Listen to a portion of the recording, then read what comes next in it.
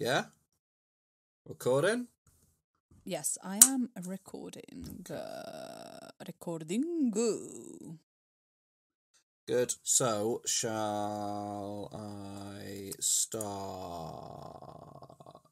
Shall I Timothée Chalamet? Yeah. I saw a girl saying that like Timothée Chalamet that always does the same character, and like I just saw an interview of this. Somebody was interviewing. It's like Timothée Chalamet, is he overrated or underrated? And she was saying how like he always does the same. He just seems to always play the same characters. Like I don't think she's watched any of his films. He's so versatile. Yeah, I think I've seen a lot of versatility from him. Well, absolutely. You know, he was in Little Women as Rory. He was amazing. Yeah. He was in June. Yeah. That was pretty amazing. Yeah. And then in Call Me By Your Name, bloody hell. Yeah. And he's got this new cannibal one coming out. Have you seen about that? Oh no. It's called. Oh, it's going to be a cannibal. Yeah. Like hammy, hum. Yeah, and it's from the director of Call Me By Your Name, so they've teamed up to make a movie about a cannibal. But they've not invited the actual cannibal. Allegedly cannibal. Yeah. But so I thought it was weird. Yeah. But apparently it's amazing. It's called Bones and All. And it got like an 8-minute standing ovation at some film festivals. Wow. Yeah. So, you know. Amazing. It must be good. Anything that gets a big standing ovation at a film festival must be good. Right? Yeah, definitely. Should we go? Yeah. Okay.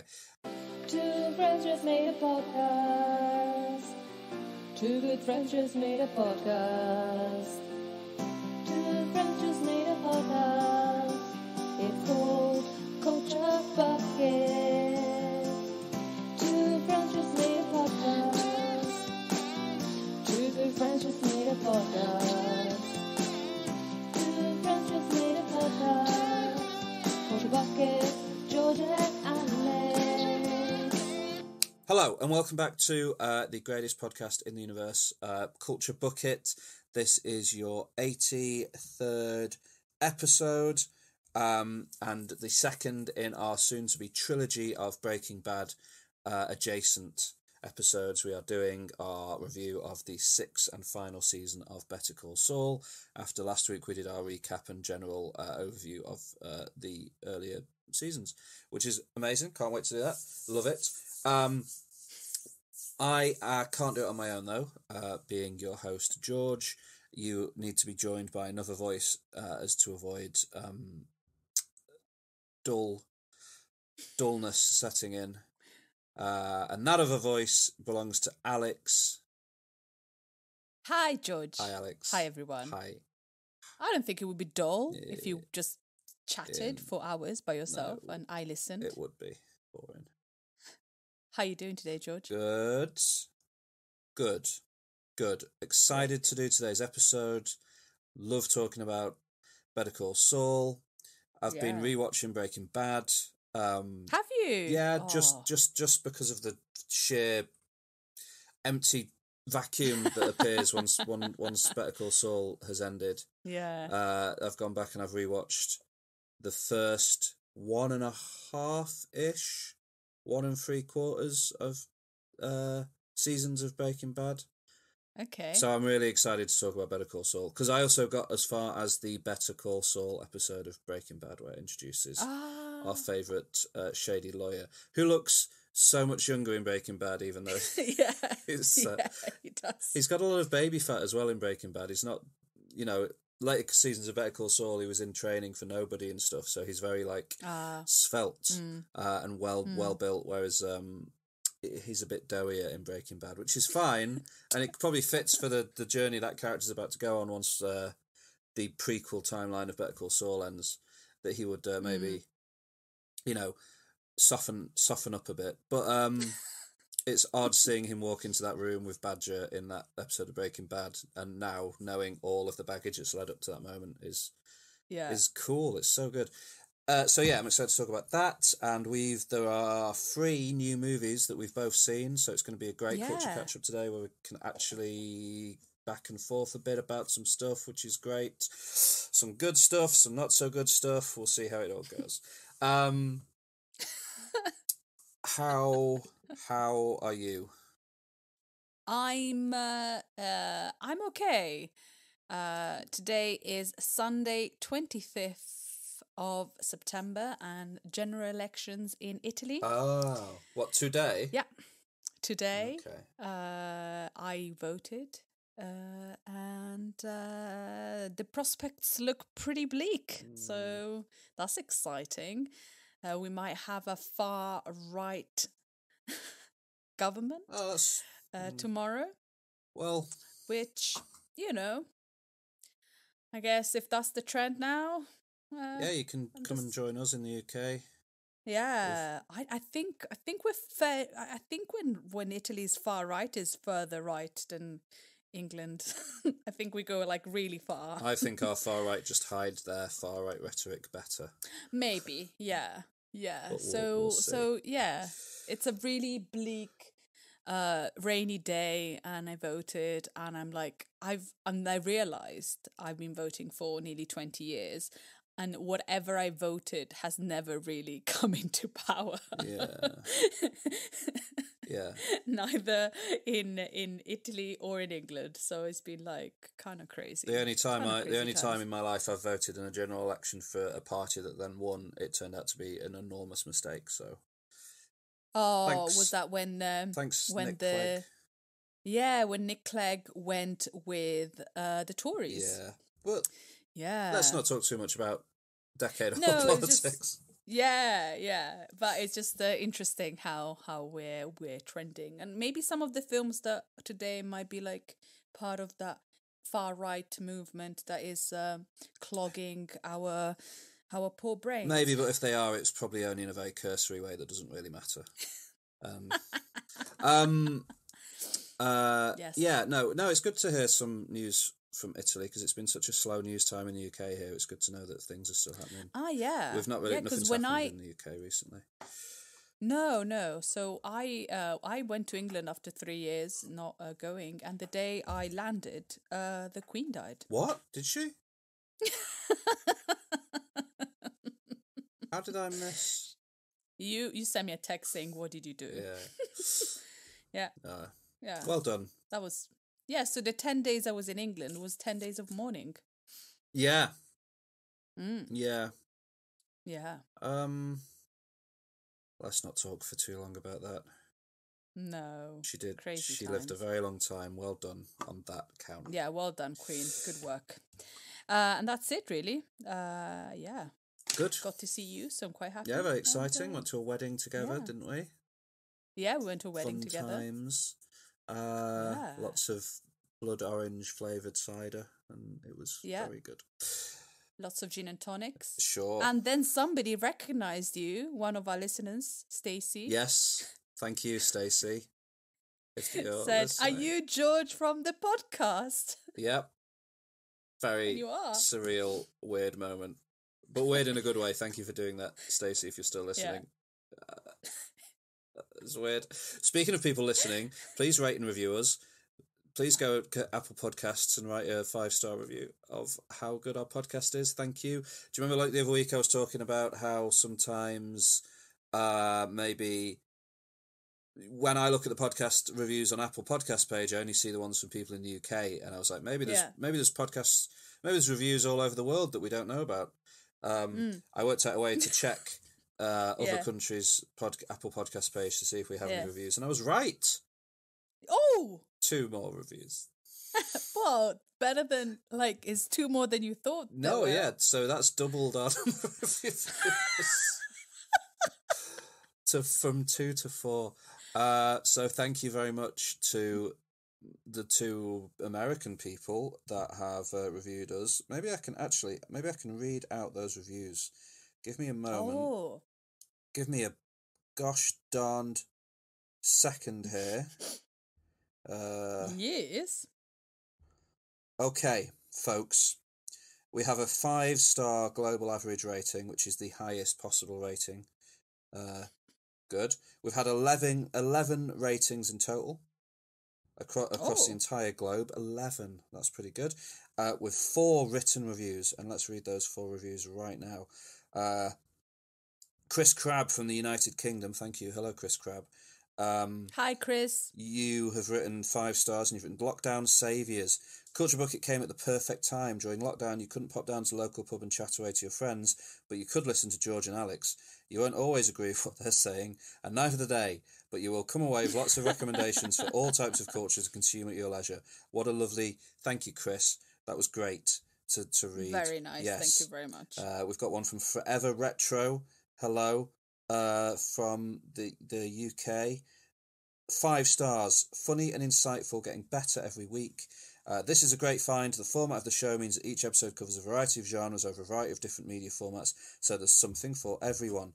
I have taken something away from every episode so far, I think. The dynamic between the hosts and their differing opinions of things makes every episode interesting and different from the last, and they are both so funny. Highly recommended. Can't wait to hear more. Amazing. Thank you so much. There's a pattern of us not getting along. Yes. And that is accurate pattern. Then we've got from someone that calls themselves John and Anana from America. Oh, Jonna. Yes, that's who that is. Thank you. 5 stars. Lots of fun. Learn about new artists and films and long distance friendship. Short but sweet. Oh, Thank you. I love it. And then we've got our final one. 5 stars again. From Gabe. No, hang on, it's not from Gabe. Okay, the username, I'm going to read it out because I can't pronounce it. You can tell me how to pronounce this, okay? I'll just spell it out. HFHFJFNRBFJ.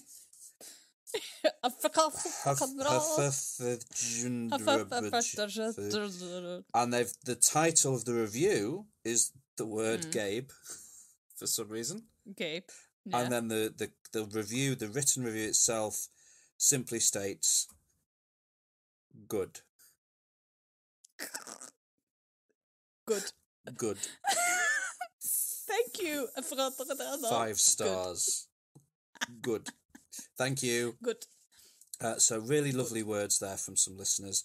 We'd love to have Thank you. more words such as these to read in the future. So it would be nice to have some. Thank you, please. Some more reviews. Culture Catch-Up time. This is Culture Catch-Up time. This is where we talk about what we've watched, what we've read, what we've listened to, and probably some other stuff. Culture Catch-Up time. Alex, what have you been doing? I start. What have I been doing? So I have felt the ending of Better Call Saul. So I watched 2 series back to back because they were so good. Nice. Season 6 of Working Mums is out on Netflix. Yes. I've been talking about Working Mums since the beginning of this podcast, and I will carry on talking about it because it's such a good series. Mm-hmm. And it is created by Catherine Reitman. Yep. Who is basically comedy. Well, how do you say with somebody in a setting like they come from comedy, like they come from comedy royalty? Comedy royalty, because she's got a very famous father. What his name is? Ivan Reitman. Sadly passed away quite recently. Yes. Yes. Much sympathies there. He was like you say, a titan of comedy. Yes.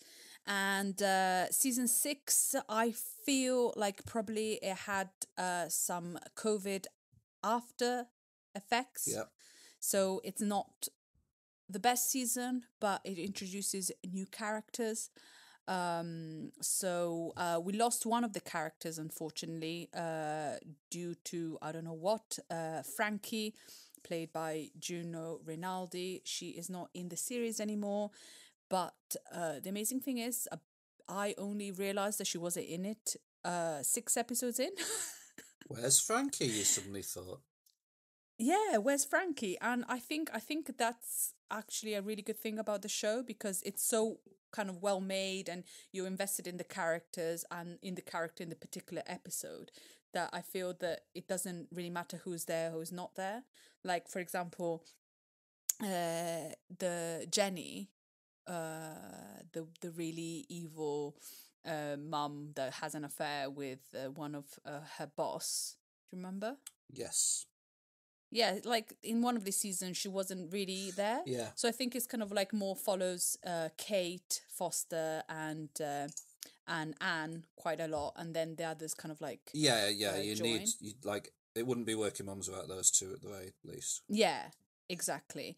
And it's really I really enjoyed this season. It's not the best, but it's the one that kind of gets you in the feels quite a lot. Kate and Anne have a bit of a struggle being friends. They kind of realize they're kind of maybe toxic to each other. And so for a little bit of the season, you don't really see them together very much. Well, the last season that I remember watching, doesn't Anne move quite far away? Yeah, So- but she comes back. Ah, right, okay, fair enough. Yeah, she comes back and she realizes that maybe she has some anger management issues. Fair enough. That seems accurate. And yeah, definitely. And then Nathan, Kate's husband, has had a son when he was younger, and so he's part of the team now. And so that kind of remodels their family and kind of creates a different storyline, which is interesting. Valerie's quite present. Do you remember Valerie, the insane woman with the two kids? Yes. She's the mummy child kind of person in the nursery. Yes. And there's some really fun moments with her and her two stupid kids. So it kind of probably suffered a little bit from COVID, but I still really enjoyed it and watched it all without stopping. So it's a really good season. And next season 7 is going to be the last one. So it's a bit sad that we have to say goodbye to these characters, but we have one more season. So if you haven't watched Working Mums, start watching it because I think it's great. And then I watched another series called Love Life. Okay. Yeah, it came out a couple of years ago, 2020, and I watched it because it stars Anna Kendrick. Ah, yes. I've not seen this, but I know it. I know of it. So it stars Anna Kendrick as she plays Darby, and it's basically her path, her love life to then find the one or the person that she will spend the rest of her life with or whatever. Yeah. And with her, there is like her friend Sarah. She lives with Sarah and Mallory, played by Zoe Chow and Sasha Compere, and also with Sarah's boyfriend Jim, played by Peter Vack. And it's just her living in New York and growing up and going through loves and different relationships. And every episode is a different relationship that she has. Yes. So the first episode is called Ogi Jong. So that's an episode about him. Yeah. And then the next episode is about, Danny Two Phones. And so I quite like that conciseness. Conciseness. I can go with that. Yeah, conciseness. Yeah, conciseness of the episodes. And I don't know, I actually felt really invested in Darby's love life. Just because she is like in good relationships, in bad relationships. It shows how the relationship is really nice at the beginning because of all the kind of like maybe the sexual chemistry that you might have with someone, and then at the end is really like sour. Yeah. And it's quite nice to kind of see the development in one episode without dragging it on for like too many episodes. So I quite like that.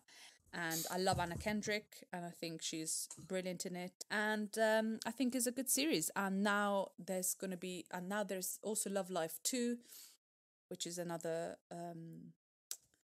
is about another person through their relationship. William Jackson Harper, right? Yes, from The Good Yeah, Place.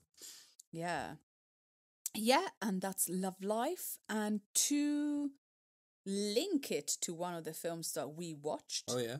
One of the episodes in Love Life is written by Jennifer Caitlin Robinson. Oh, who directed Do Revenge?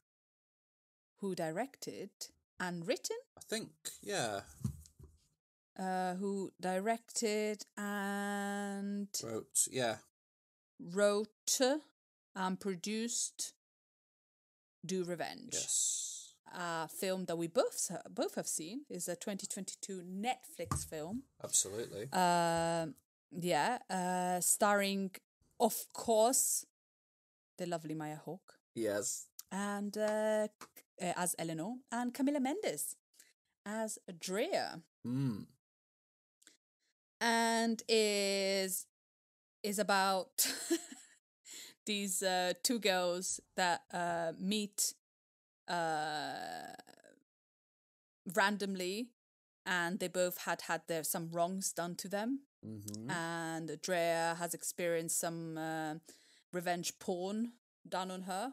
It wasn't really revenge, but some videos leaked. Yeah. And her friend Eleanor has been outed by a nasty person, and they meet and they find solace in their misfortunes, and they decide to do revenge on the people that treated them badly or did something wrong to them. Yeah.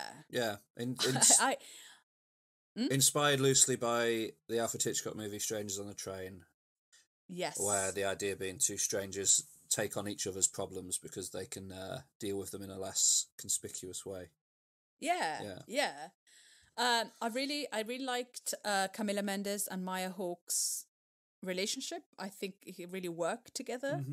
They're such different people and different characters. I thought they really worked together.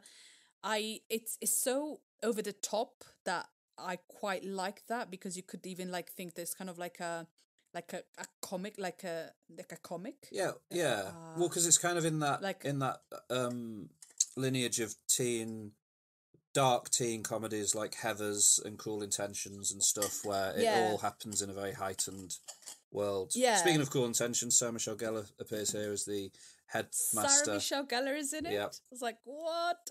She hasn't changed. She's pretty. Well, I don't know what she's done, but she looks pretty similar to ever. She's looking good. She's looking amazing. The costumes are so over the top.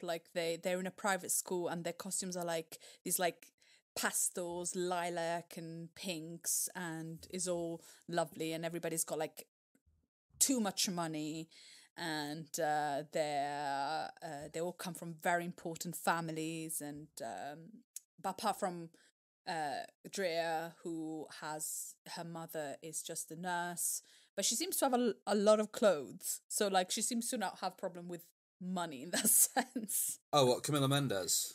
Yeah, she's poor. She's American movies poor, not actual real life. Yeah, because she's every time she's got a different costume on. But when when it's the summertime, instead of relaxing, she has to work at a high class tennis club. Yes. So she's struggling. Yes. Where she meets a crazy Sophie Turner.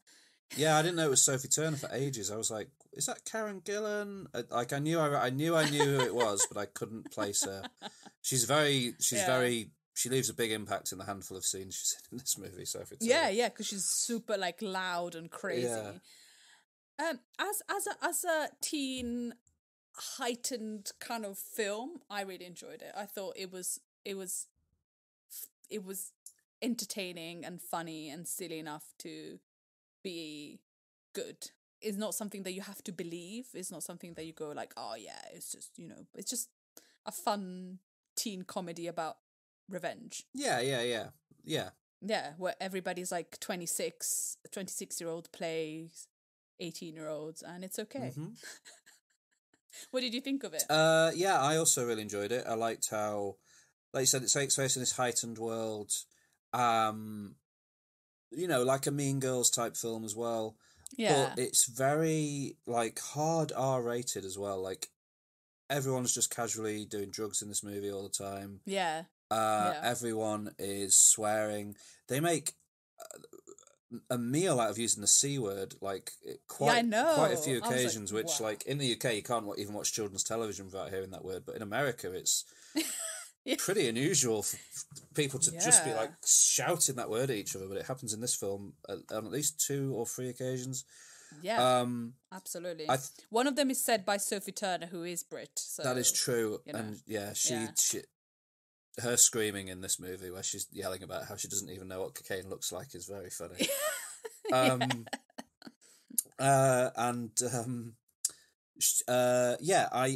wanted to watch it for 2 reasons. Because I'd heard that Sarah Michelle Gellar was in it, and she is not a lot, but she, it's always fun to see it. She doesn't do a lot nowadays, so it's good to see her.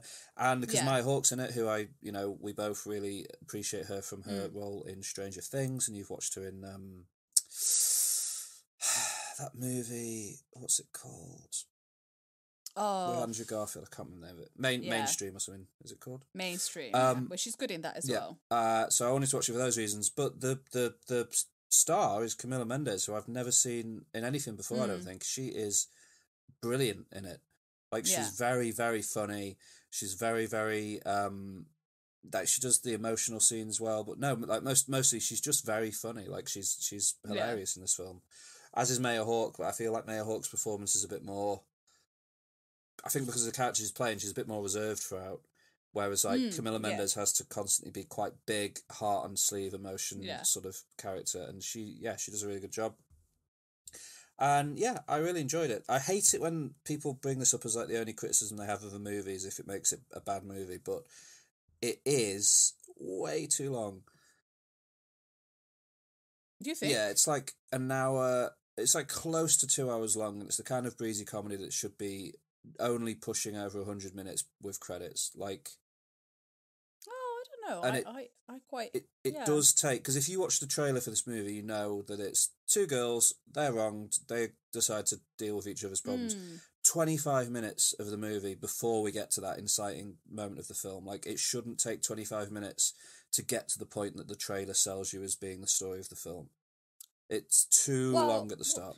I don't think it's too long. It is definitely too long in my view. Like, I quite like the setup of how crazy rich these people are, and how I quite like that setup. You can do that more economically though. Like, I hate this trend of comedies. Like, The King of Staten Island, you were telling me isn't that long the other week. I checked. It's 2 hours and 17 minutes long. Yes.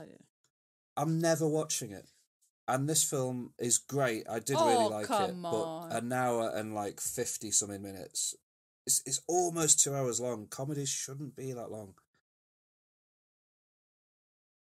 I guess so. I don't know. But you're never going to watch the King of Staten Island, like, changes quite a bit. There's, like, different settings. It doesn't feel that long. 2 hours and 20 minutes is too long for, like, most films. We haven't watched it, so you don't know. Yeah. Most films, come on. We watched films that were 3 hours long. Yeah. Occasionally they could justify their length. But not a comedy about some guy who's dealing with being a tattoo artist or whatever that film's about. No, it's not that. Anyway, Do Revenge is good. Don't worry about it being long. It is worth your time. Yeah, definitely. Yeah, and it's on Netflix, so everybody's got Netflix. So it's good. I had a lot of fun with it.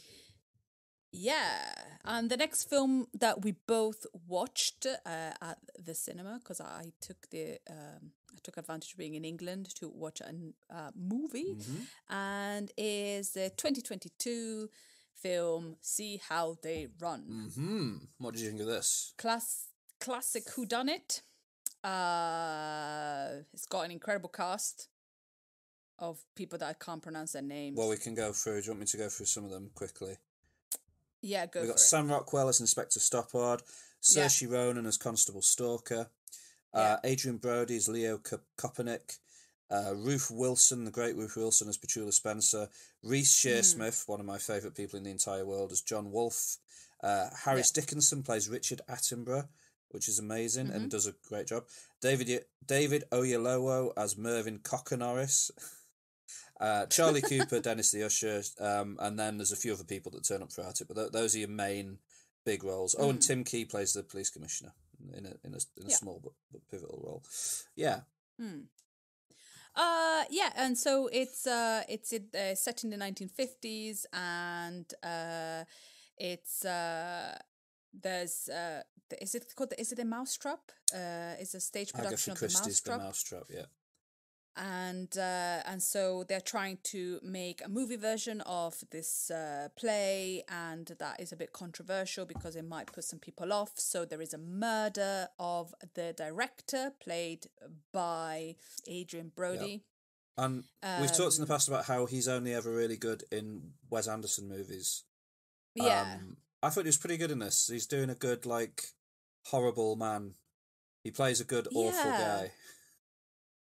Yeah, but it was very and like his performance was very much something that I've seen before. It's exactly his character from Grand Budapest Hotel, pretty much. Yeah, exactly. So I was a bit like, but it was fine. You know, I like Adrian Brody and I like seeing him, so it was okay. But it wasn't like I wish he could give us a little bit more, but it's fine.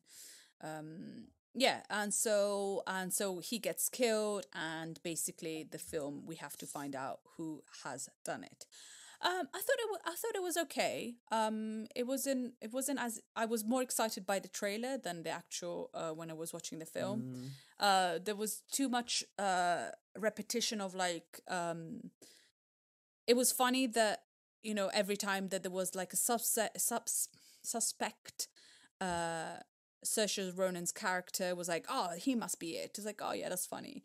But it was a bit, I don't know, a bit repetitive in that sense. And by the end, I didn't really care who killed who.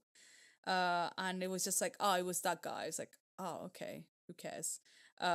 Because, so I didn't, it was entertaining enough. I did fall asleep at one point as well, because I was a bit bored. Okay. But only for like 2 minutes. It was like I just closed my eyes because I was just like, oh. But it was okay. It wasn't. I liked the trailer more than I liked the actual film. Performances great. Didn't really understand Sam Rockwell's where he was from, and he wasn't really eliciting his words very clearly. So I didn't really. I don't know if he was trying to do an English accent, if he was trying to do an American accent, if he was trying to do like a London accent. I think he was meant to just be a British policeman. Yeah. It just, I didn't really get that, and I just didn't. By the end, I didn't really care about their stories, and I felt really disappointed in a way. It was okay, but not a great whodunit, because I didn't care who did it. Which is a shame, because it's a great cast and everybody's really, really good in it, but it wasn't as exciting as I wanted it to be. For example, like in Knives Out, it was like, I know it's like, it's still a whodunit and you shouldn't compare them, but I felt like more compelled with the characters and who actually did it. What did you think of it? I really liked it. I thought it was brilliant. I love whodunit, and I also love The Mousetrap, which I saw live in theatre a few years ago, and I think that it's quite clever. If you've seen The Mousetrap, it cleverly references and builds on stuff from that play to create its own story, which I thought was good. I think if you've seen The Mousetrap, it definitely kind of adds more to the film, because there's stuff about who the killer ends up being in the mousetrap. They kind of use that to throw in red herrings for the film itself, which is interesting. I really like the cast in it, especially, you know, all of the people playing various suspects or victims, like Reece Shearsmith and Ruth Wilson, are all sort of generally pretty reliable actors. And I just thought it was like not as compelling a story as, say, like you say, Knives Out, where you really care about who did it by the end. But I just thought it was really funny. I thought it was a really, really good comedy. There's one bit early on where she's leading, Saoirse Ronan is leading Sam Rockwell for the crime scene and explaining what happened, and she picks up a pair of skis and she says, he got the killer hit him with these skis, and then it was all downhill from there. And there was a beat, and then all of the audience I was in started laughing, and I was like, this is going to be fine. I'm in safe hands. And for the rest of the film, I was laughing at every joke and had a really good time with it. So as a comedy, I think it's great. I think it works really well. It's directed by Tom George, who directed all of This Country and features a couple of alums from This Country, which is one of probably the best British comedy of the past decade, I reckon. And yeah, it was interesting to see. It definitely feels like a movie directed by a primarily TV director. Like, it doesn't feel like a big cinematic theatrical production. Like, I was encouraging my brother to watch it, but I was like, you can really just wait for it to come out on streaming. It doesn't need to be seen in the cinema. It doesn't. Yeah, absolutely. It's not feel like a big cinema film, but I still, I had a really good time with it, and I really enjoyed, like, the guy that plays Richard Attenborough does a really good Richard Attenborough. So yeah, no, I thought it was one of my favourite films I've seen this year for me. Okay. Don't you think it's a bit like maybe a failure of the people making it, that if you haven't seen The Mousetrap and you don't know anything about it, that maybe you don't catch. So should you not catch the like? So you've seen it, so you kind of like were going a different direction. But I haven't seen it, and so I wasn't going in any direction. And by the end, I didn't care who it was. Don't you think that's a bit of a failure of the filmmakers, or no, the writers, to just kind of like assume that people know what The Mousetrap is, or watched The Mousetrap, or read The Mousetrap? I don't think so. You can't have read The Mousetrap because it only exists as a play. Of course you can. You can read a play. I did theatre at university. I read loads of plays. What I mean is you can't. It was written.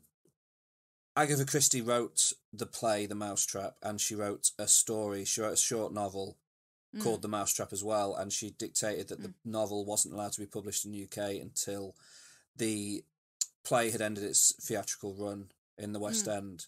Okay. But famously, it's the longest running play of all time. It's never ended its theatrical run. Okay. So it has never been published in the UK, is what I meant by that. Which again, they turn into a plot point in the movie to just when it becomes about when the cinematic adaptation can be released, has a similar rule about it. I don't know if it's a failure of the producers, because I don't think you need to have seen The Mousetrap to understand the movie. I think it just adds another layer if you have done. And like I said, it's the longest running play of all time, so it has been seen by a lot of people. Not everyone, obviously, but like it's one of the most watched plays in history, pretty much.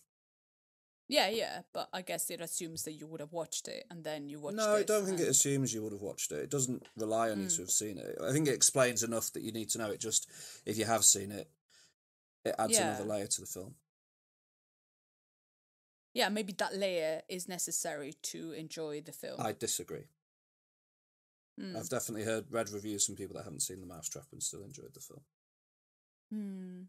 Yeah. I don't know. I wish I'd liked it more, because that's why I went to see it, because I was really excited about it, and I didn't care for it by the end, but it's always nice to see Saoirse Ronan in action. She's always good, so she's good in this. She's very funny. Yes, and the last film, shrouded in controversy, shrouded in everything. Yeah, because one of the stars spat on one of the other stars at the premiere, so loads of controversy. Yeah, well, he didn't. Definitely did. If you carry on like this, I'm going to stop this call.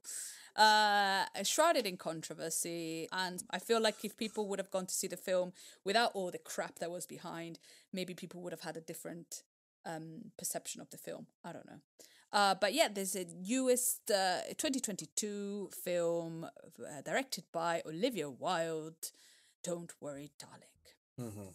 Great cast: Florence Pugh, Harry Styles, Chris Pine, Olivia Wilde, Gemma Chan, Nick Kroll, and other people. And it's basically set in the 1950s, and is this seems to be like an experiment, utopian experiment, where couples live and live the best life in this 1950s serene place where the men go to work and the women stay home, clean and cook. When the men come back, they pleasure them.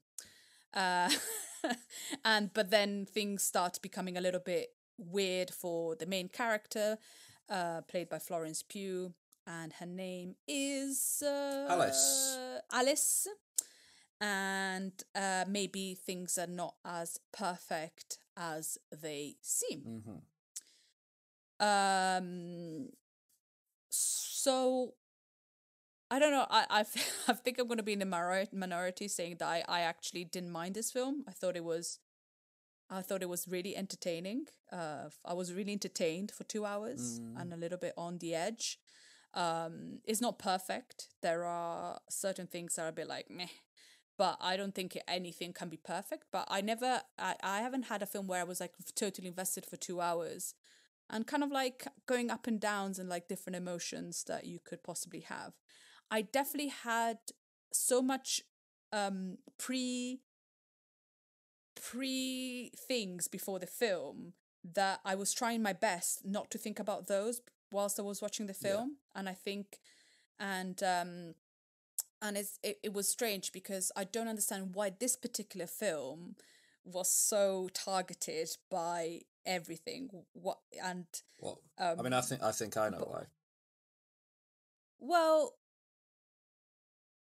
okay, but let's talk about other things first. So acting. Let's talk about the actors.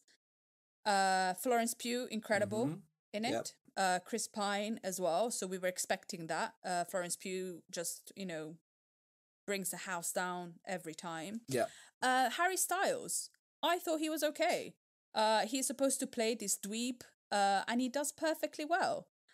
He's got his English, so that accent has been, accent gate has been well has been solved. Irritatingly, without being able to spoil, I don't want to spoil it because it's only just come out, but like the plot of the some of the reveals and twists in the plot of the movie, actually it makes sense that he has like a weird bad accent in the film. Yeah. So it's sort of fine. And if you had to think about Harry Styles and Shia LaBeouf, I think Harry Styles is much better casted than Shia LaBeouf. I don't think Shia LaBeouf could have done. Well, I think it wouldn't have been the same character if it had been Shia LaBeouf. I think they probably, when Harry Styles came on board, they made a couple of pretty key changes to it. Yeah, but I think Florence Pugh and Harry Styles have a really good connection, and I think Florence Pugh could get a good connection with a water bottle. Yeah. But I mean, I think it worked. And I think it I don't know. I think it worked, but I wasn't. Yeah, I don't think any of the problems of the movie come from Harry Styles. He looks a bit lost at times. No. I think like he's not.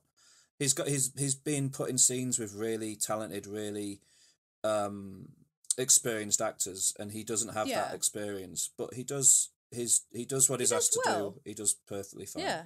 I don't know if I'd say he does well, but he does what he needs to do well enough. I think he does. I think he carried himself okay in the film, and I think he just did what he had to do. Olivia Wilde, I think she's great in it. I think she's really good at portraying whatever she did, and her character changes, and then you figure out what she wants, and I quite liked her shift. Yeah. And I think she did it really well. Gemma Chan is, flawless always. Well, she doesn't do anything in the movie though, really. Well, yeah, but she's flawless. She's just Gemma Chan. Yeah, sure, but she's just there being. Isn't her. Really given any. Yeah, she's a bit of a blank slate in the film, I thought. Well, I think that's what she has to be, though. Like, I think it's everybody serves a purpose in that. I feel like there's a moment at the end of the movie that would be more impactful if her character had any sort of story. I guess so, but everybody has got a different story in that place, and I think that's what I enjoyed, because at the end you kind of realize what there might have been different kind of things, and like you think that she's some way because of a dinner party scene, which is incredible, and then she kind of ends up being something like maybe that was just to kind of save herself. Yeah, that dinner party is the best scene in the film, I think. Yeah, I don't know. I quite like the desert scene, one of the last desert scene, because I think cinematography It's pretty. I like the cinematography in the film. It's really good, and like at the end, like when they, good. yeah, the costume design is good, and I think the scene in the desert where she drives off and it's just like it's just the car in this huge desert, and there's this like really kind of cool sound. It goes whoop whoop whoop whoop. I just really that kind of like make. I don't know. I found it really exciting. I don't know. It was really good. Yeah, and yeah, I don't understand. I think I enjoyed it. I thought, yeah, of course there were some problems. A lot of films have problems. Is it a new concept? No. Has ever been a woman-led concept of like utopian reality? Not really. So I feel like it's kind of different. Does it address the issues? Some issues, it does. And I have this thing that maybe if it had been directed by a man, it would have been different. There was so much controversy before the film, and yeah, it's because Shia LaBeouf got fired, and yeah, because Florence Pugh and Olivia Wilde don't get along. But this is all stuff that came out. None of them said that it was how it was. That's not true, though. I don't think Olivia Wilde said that she fired Shia LaBeouf because Florence Pugh didn't. She could have just said we went in a different direction. Like she didn't need to throw him under the bus in that way. And I don't like Shia LaBeouf, but she didn't need to do that. But do we all say things straight away? Because maybe she fired him after. Maybe something else happened. There's so much stuff that we don't know, and that was just exactly. That, you can't know the full story, so why even put any of it out there?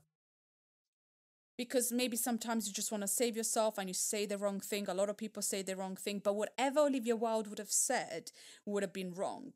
I've watched this really good interview with Colbert, and he said, there's so many male directors that have done much worse than Olivia Wilde, and they haven't been crucified. And Olivia Wilde, anything she could have said, it would have been bad. You have like people like Alfred Hitchcock. He never been crucified. Stanley Kubrick, other directors that do things to their actors that. Yeah, but I mean, if they were running around doing that today, I don't think they'd be given the sort of pass that they were given in the 70s or 60s. Yeah, but you could have either direct. I'm just talking about two of the most famous ones. But I think if you go and search for other directors that maybe changed cast or did this, said something that maybe wasn't true, like I feel like she had a worse time because she was a woman director and because of what this film is about. Because this film is about, if you look at it, socially, there's a lot of like, before I said we're going to the far right, and just in Hungary, the prime minister is saying that women belong in the kitchen. There's the alt-right movement that want women to become subservient to their partners and be back to the old times. I feel it's not perfectly showing these things, but it is portraying things that are current now and current against women, because we keep losing our rights, or the right of abortion, the right of like being paid the same amount of money. It's happening. And I feel like this film was shrouded with so much controversy that we didn't look exactly what it was trying to say. It's not saying the thing perfectly, by any means. Is it perfectly directed? Maybe not. Is it perfect? It does perfectly say this thing about women. There's this thing about the trad wife, the new thing about the trad wife. These women that want to be traditional housewives, and they think that that's the best form of feminism. I decide I want to be at home. Yeah, you can decide, but not everybody in there wants to do that, and some men force some women to do that. So it kind of portrays something that is important to see, but because of all the crap that was behind it, I think maybe it just got sidetracked.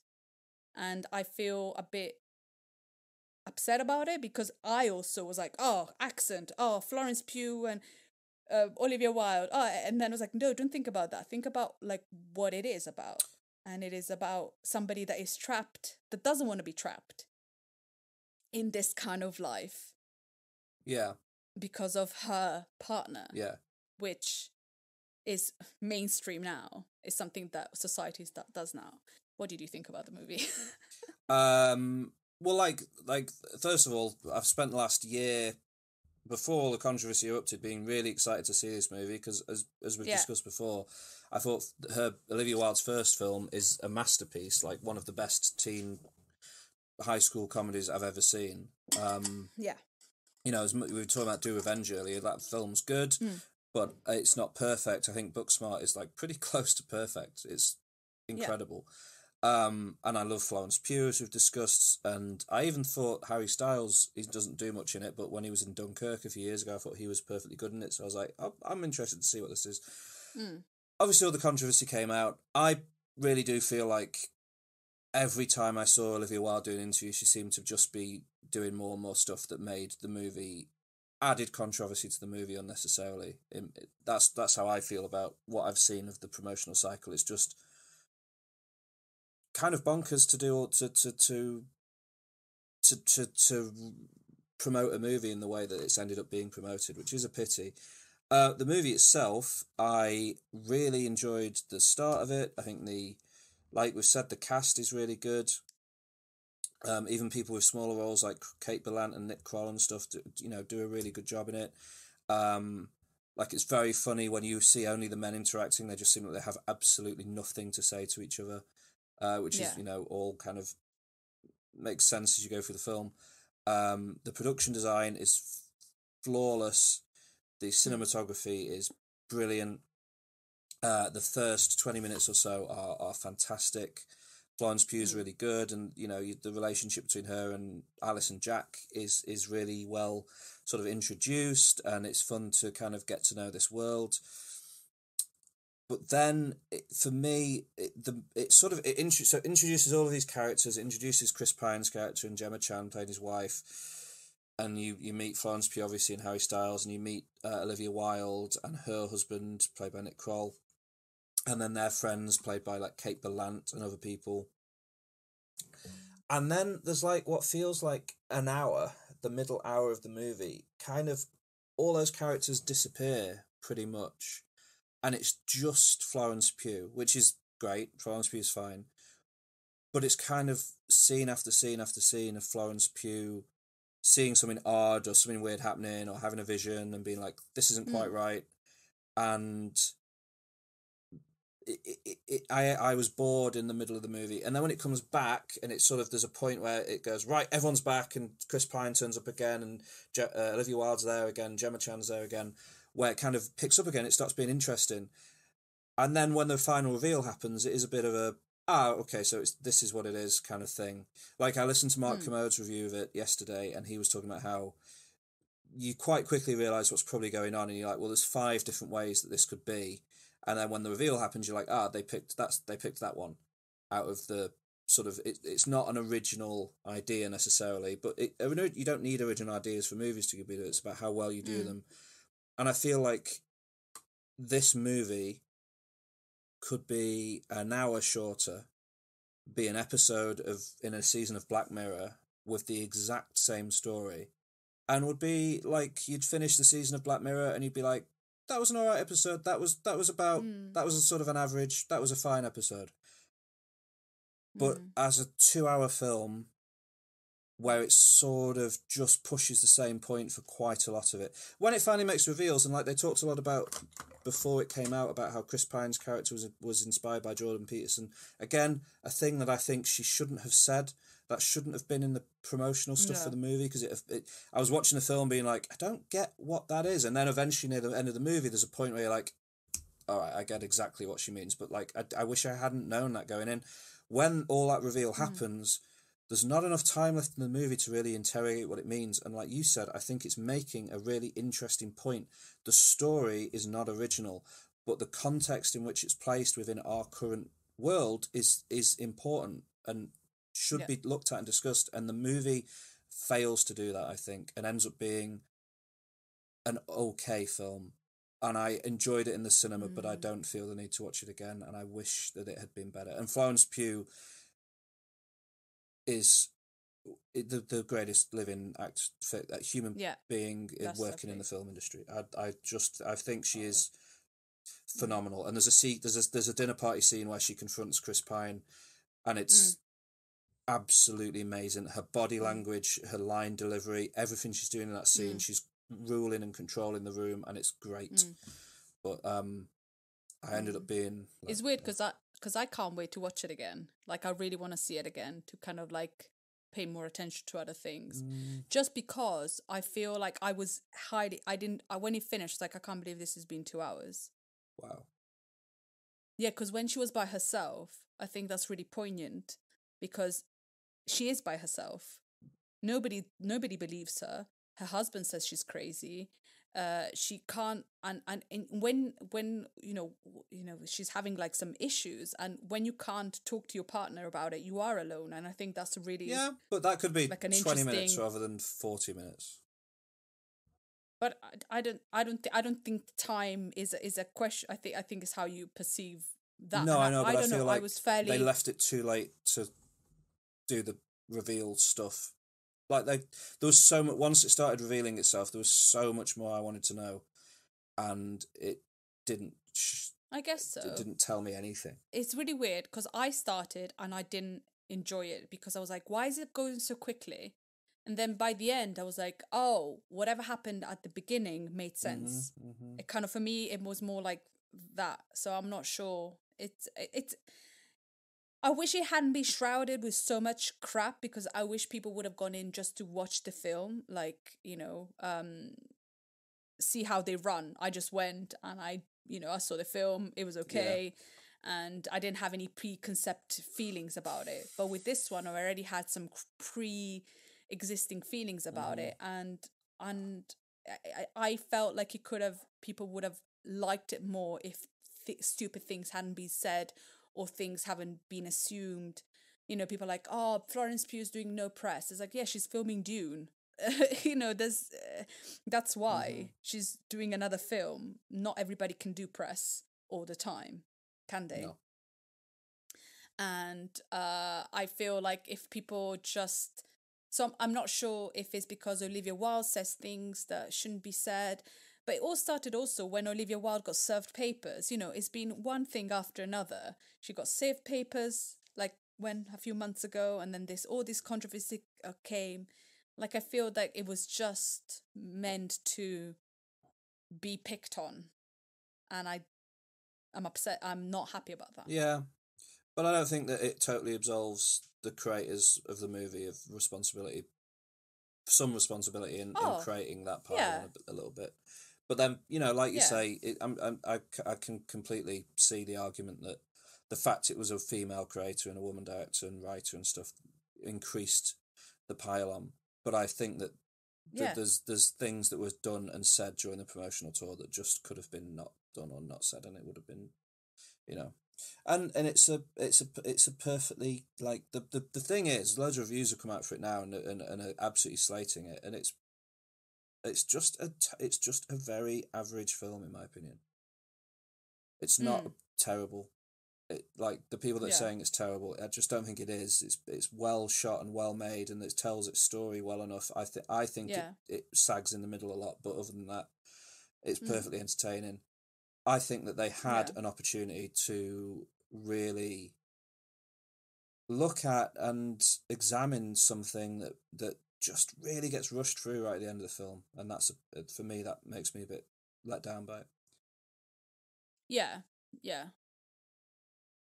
I guess we can't spoil it too much, but I think it's to give more space for the character of Florence Pugh to be strong and to escape the situation rather than give time to the person that put her in that situation. Yeah, definitely, but I'd like to have seen her really,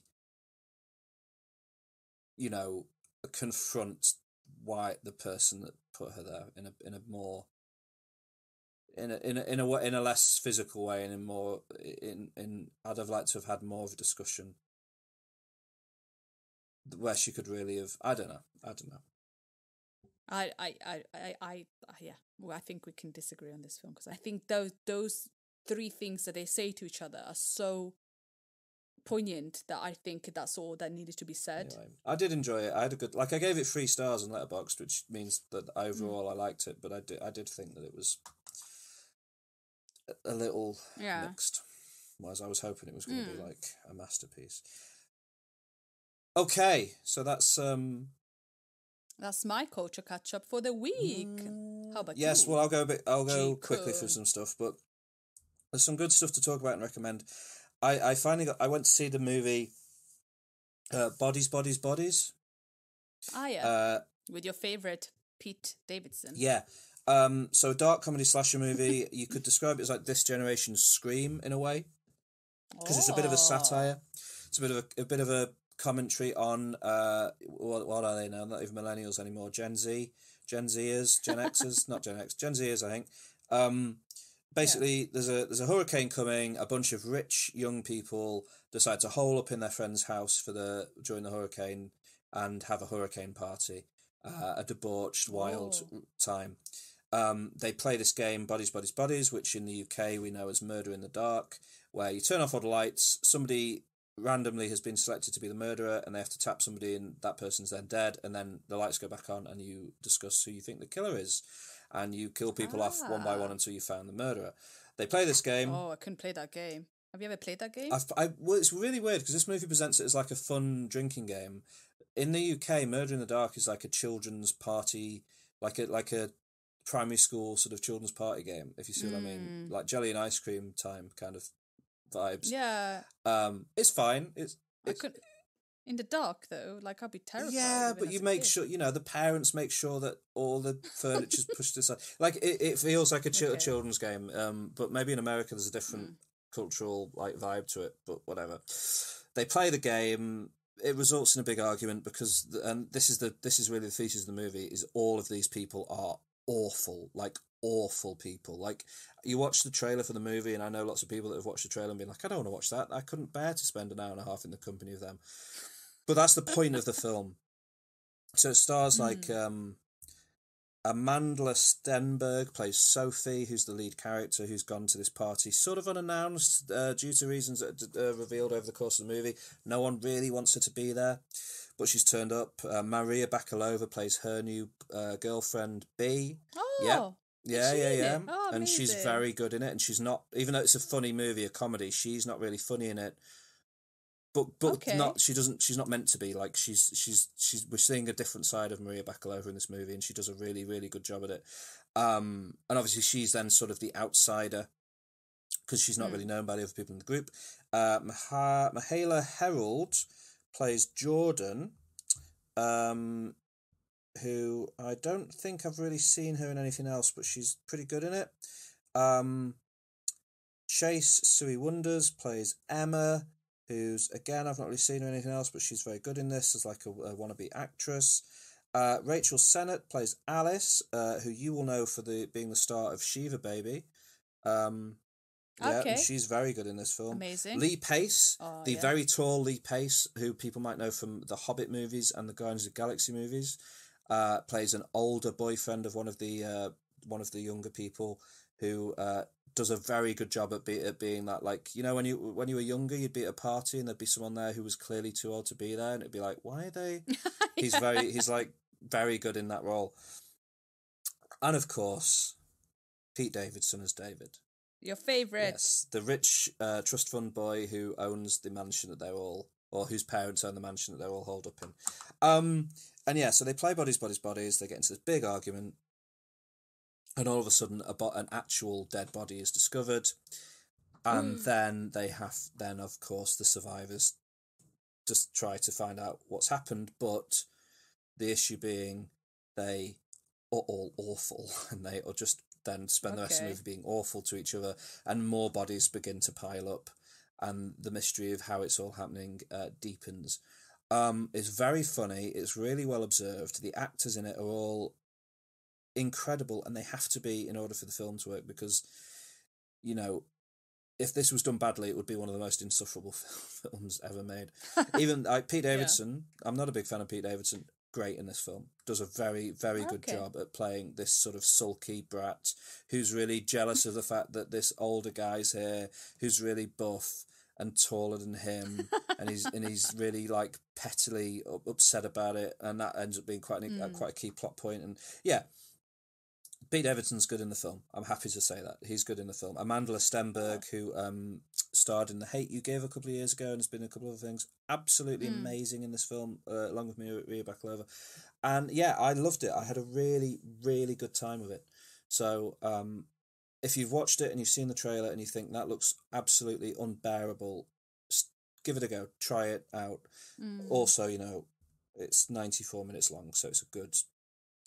You and your minutes. Oh my goodness gracious. Films can be 3 hours long, but if they don't need to be, they shouldn't be. And this movie doesn't need to be longer than it is, and it is the perfect length. It's good. So yeah, big fan of it. Also, it features a cast member from I Think You Should Leave in a very small role, which was fun to see. Next, I also saw the film that we've talked about quite a bit on this podcast, due to showing you the trailer and you being made sick by the trailer. Crimes of the Future. The new David Cronenberg movie, his first movie in like a decade or so, his first body horror movie in about 20 years, set in some kind of a near future. Stars Viggo Mortensen, Lea Seydoux, Kristen Stewart. Viggo Mortensen and Lea Seydoux are a performance artist troupe couple whose art involves the fact that due to a weird new step in human evolution, Viggo Mortensen's body is constantly producing new organs, and yeah, it is gross. And they turn Lea Seydoux' surgical removal of these organs is turned into a like performance art piece. Yeah, in the way that like surgical theatres are called theatres, and they have theatres in them. Like in the Victorian era, or, you know, a long time ago, surgery was watched by people. It was kind of theatre, and it's sort of I guess bringing that idea back for this new version of surgery. And he's like a little... Everyone who meets Viggo Mortensen is amazed and talks about how incredible he is. All he's really doing is his body's growing organs. But they talk about him as if he's like a Picasso. It's really weird tone to it. Kristen Stewart, in a very breathy, strange performance that I enjoyed, but I've heard some people say they didn't enjoy, plays a government worker who works at a newly opened wing of the government, whose responsibility is the IDing and tagging of all new organs. So if somebody grows a new organ in their body, it has to be tattooed and registered to the organ registration office that Kristen Stewart works in. It is weird. Silly. And she's very like she like there's a bit in the movie where she goes up to Viggo Mortensen and goes, "Can I ask you a question? Surgery is sex, isn't it?" And he just looks at her and she goes, "Surgery is the new sex. When I saw her cutting into you, I wanted it to be you cutting into me." And it's very like it's a lot. If you're like a huge Cronenberg fan, you'll get a lot out of the movie. It kind of references a lot. Well, actually, you might not get a lot. It's hard to say. It references a lot of Cronenberg's other films in various ways, his other body horror movies, and it feels like a bit of a greatest hits run. And I think the issue a lot of people have with the film is that when he was making these movies in like the 70s and 80s, they were transgressive, they were controversial, they were offensive, people got upset about them, but they were masterpieces as well. Crimes of the Future has come out into a world where it can be shown in a multiplex. I went to see it in the Cineworld, and it doesn't feel as... Like, it's gross and weird and gooey, but it doesn't feel... Gooey. It doesn't feel as sort of dangerous as his earlier movies did. I just enjoyed seeing a David Cronenberg body horror film in the cinema. I enjoyed having the opportunity to do that, and it's a well-made film. Viggo Mortensen's great in it, Lea Seydoux great in it, Kristen Stewart's great in it. There's a few other actors that really do a good job. There's a guy called, I think it's Don no, who am I thinking of? Anyway, there's another actor in it who's very good, but I can't work out who it is. Anyway, point being, it's not a revolution, but it's a good time if you want to see a weird David Cronenberg horror film. Like the opening scene shows a young boy eating a plastic bin. And that ends up being a pretty important, like there's a whole thing about like humans have to evolve to consume their own industrial waste, which is an interesting idea. It could actually be, if it made more comments about our current environmental situation, it might be a more interesting film, but it doesn't really attempt to do that. It just does it in a cursory way, similar to some of my feelings about Don't Worry Darling, I guess. But I enjoyed it. It's good. You I don't think you'd like it, but I it was good. Nope.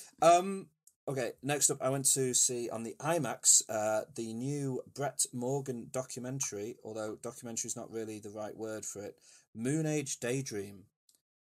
Yes, which is the David Bowie movie.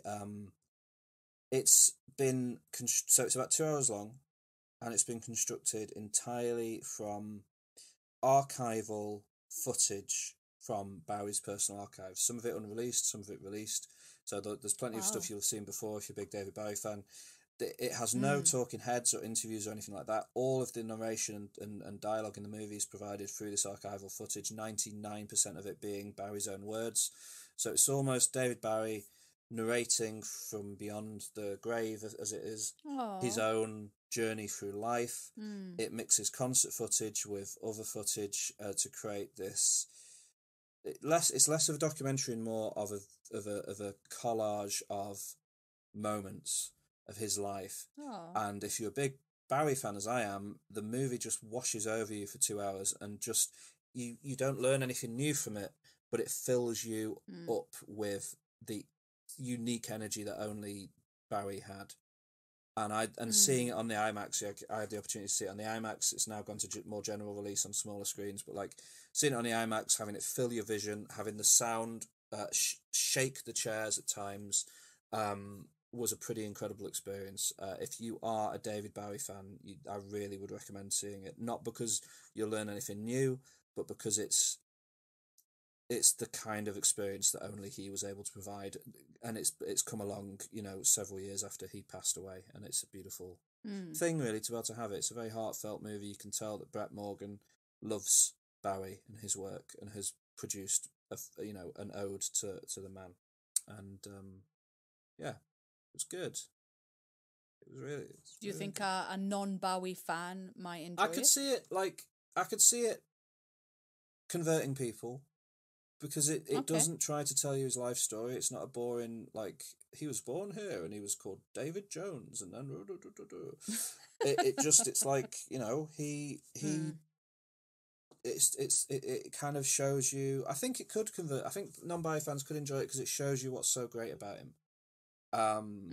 It shows you all the various sides of him at various points in time.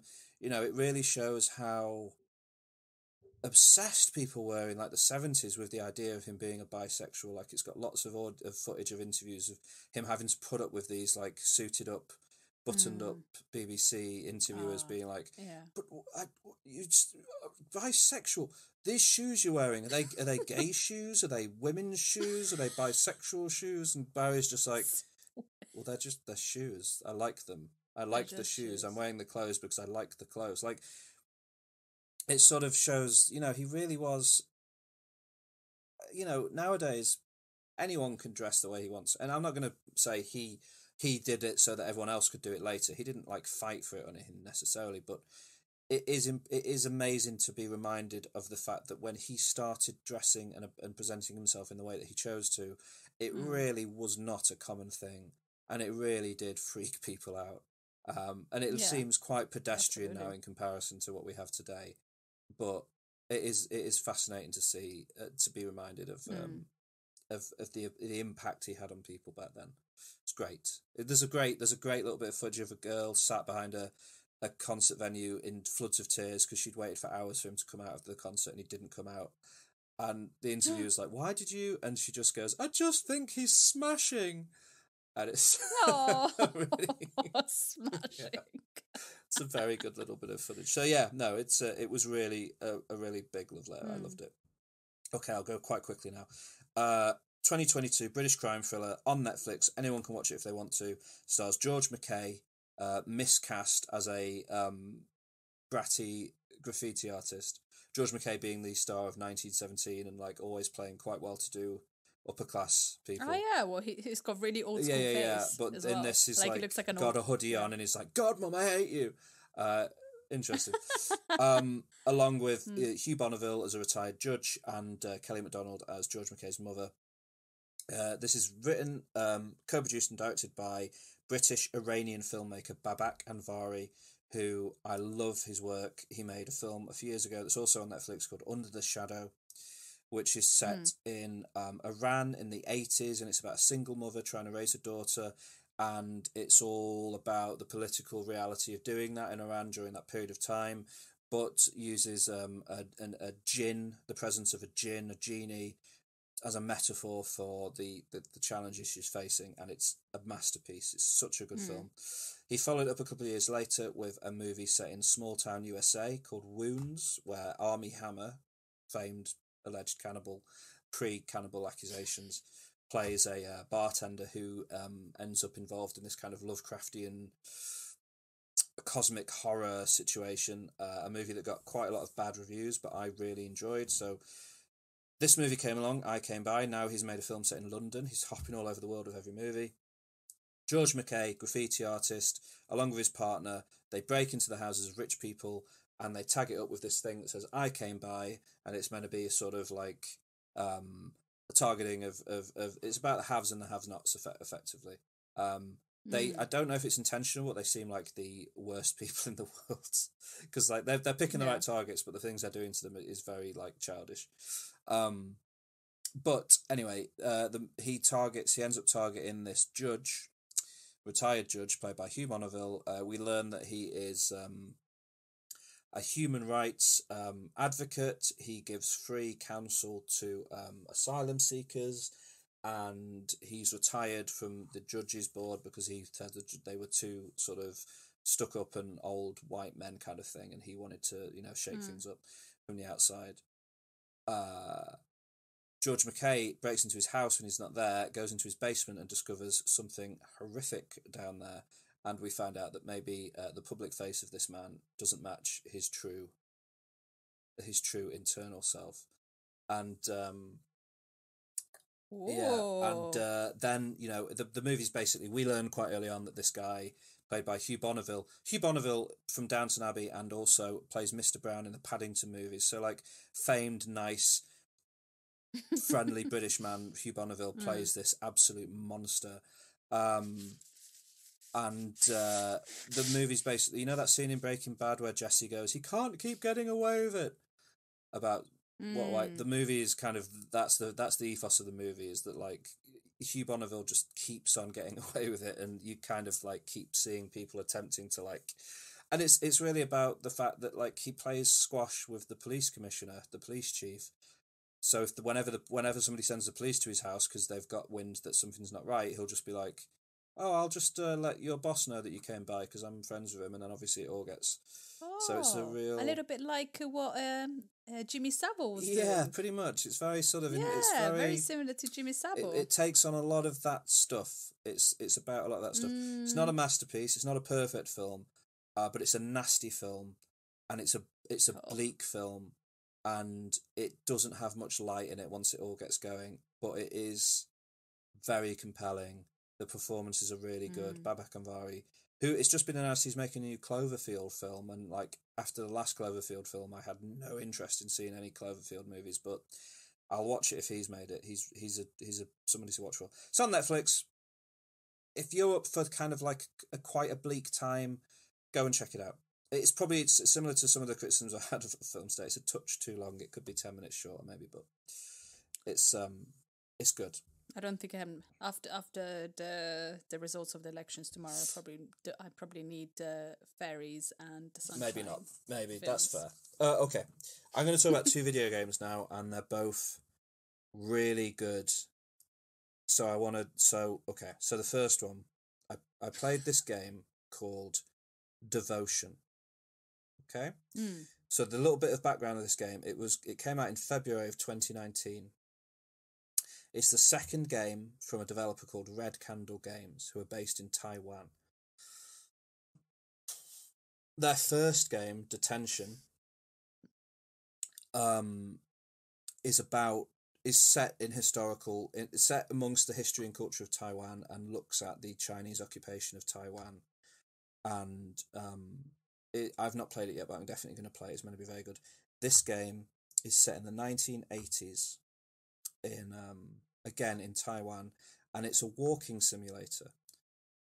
Do you know what a walking simulator is? So a walking simulator is it's almost always played from the first person perspective, and your interaction, your ability as a player to interact with the world you're in is zero or close to zero. And is mostly about walking through environments and allowing the story to happen to you as you go through.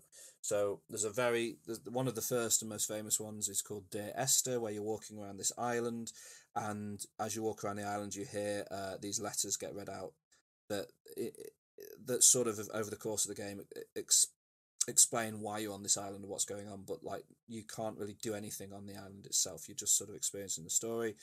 There's another really famous one called Gone Home, where you are a girl who returns home from uni for the holidays and her house is empty, her family aren't there, and you're walking through her house and you can pick up and look at objects and you have to try and piece together why no one's there and what's happened. They can be quite boring affairs at times, but when they're done well, they are very good. This one, you play as the father in a family of three. You are a screenwriter, a previously successful screenwriter. Your wife is a successful singer and movie star, and you have a young daughter. It's set in the 80s in the apartment you live in, and it's a psychological horror game. And you repeatedly move through this space. Like the apartment is quite small. It has a living room, a kitchen, the child's bedroom, a bathroom which is always locked, and the parents' bedroom. And you will move through the space, explore it, leave it, and then re-enter it, and it'll be in a different setting in a different time period, and everything will be slightly different. And you'll have to, over the course of the game, you piece together the story of this family and what has happened to them. And it pulls in sort of the fear of failure is in there. Like it explores a lot of quite big themes that don't usually come into video games too much. In particular, it looks at obsession and cults, and I didn't realise this, but apparently Taiwan is sometimes described as an island of cults. There are a lot of sort of religious figures in Taiwan who inspire like absolute devotion, hence the name of the game, in their followers. And this father, over the course of the game, sort of begins to get tangled up in one of these things, and it causes rifts in the family and effects in the family. And the story is really good, but also it's absolutely terrifying. To give you one small idea, there's not really much animation in the game. There's one bit where you come into the apartment, and the first thing you see when you enter the apartment is the TV room, the living room, and there are two mannequins watching the TV. And they're just sat there and they're sat in their position to watch the TV, and they're dressed like husband and wife. So you're like, oh, this is meant to represent me and my wife character. You walk past them, and past the living room is the kitchen.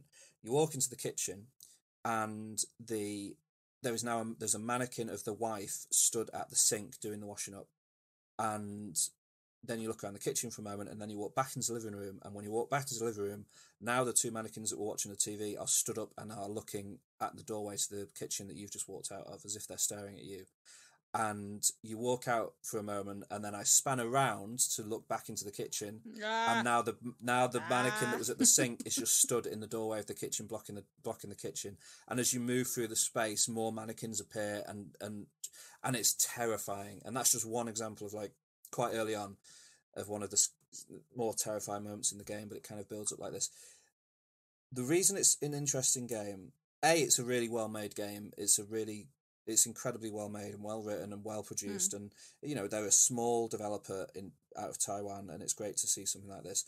The reason I've just only played it now, despite it coming out in 2019, is not long after it was released, there was some Chinese writing found on a wall in one of the levels in the game that says that compares the president of China to Winnie the Pooh, which is apparently a popular internet meme.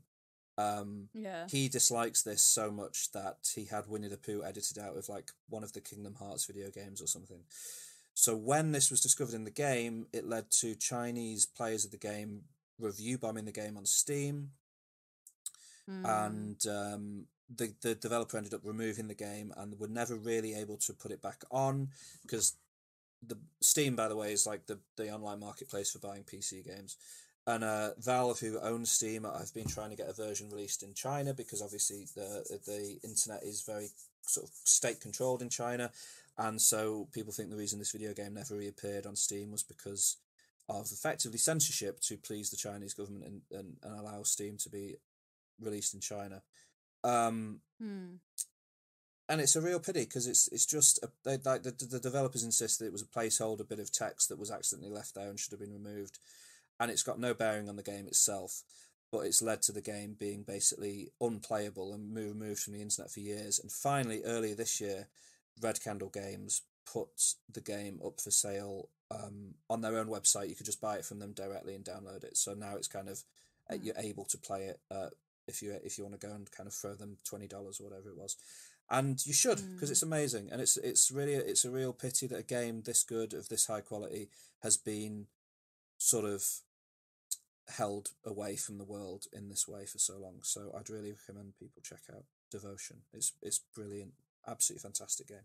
The last one I want to mention is just this game, Immortality. It's really interesting. It's developed by this guy Sam Barlow, who makes FMV games. FMV games meaning full motion video, meaning that you are watching recorded footage of actors as if you're watching a film, but then there's the player, you're able to interact with them in some way. So like, for example, his first game, Her Story, was this collection of interview footage interviewing this woman who'd been involved in a crime, and you had to search for all of the interview footage to piece together what had actually happened.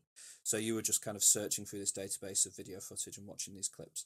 This movie, Immortality, you are tasked with discovering why an actress whose name is Marissa Marcel, who starred in 3 movies, all of them have been wiped from existence, and you are tasked with finding out what happened to Marissa Marcel, why she vanished, and what happened to her.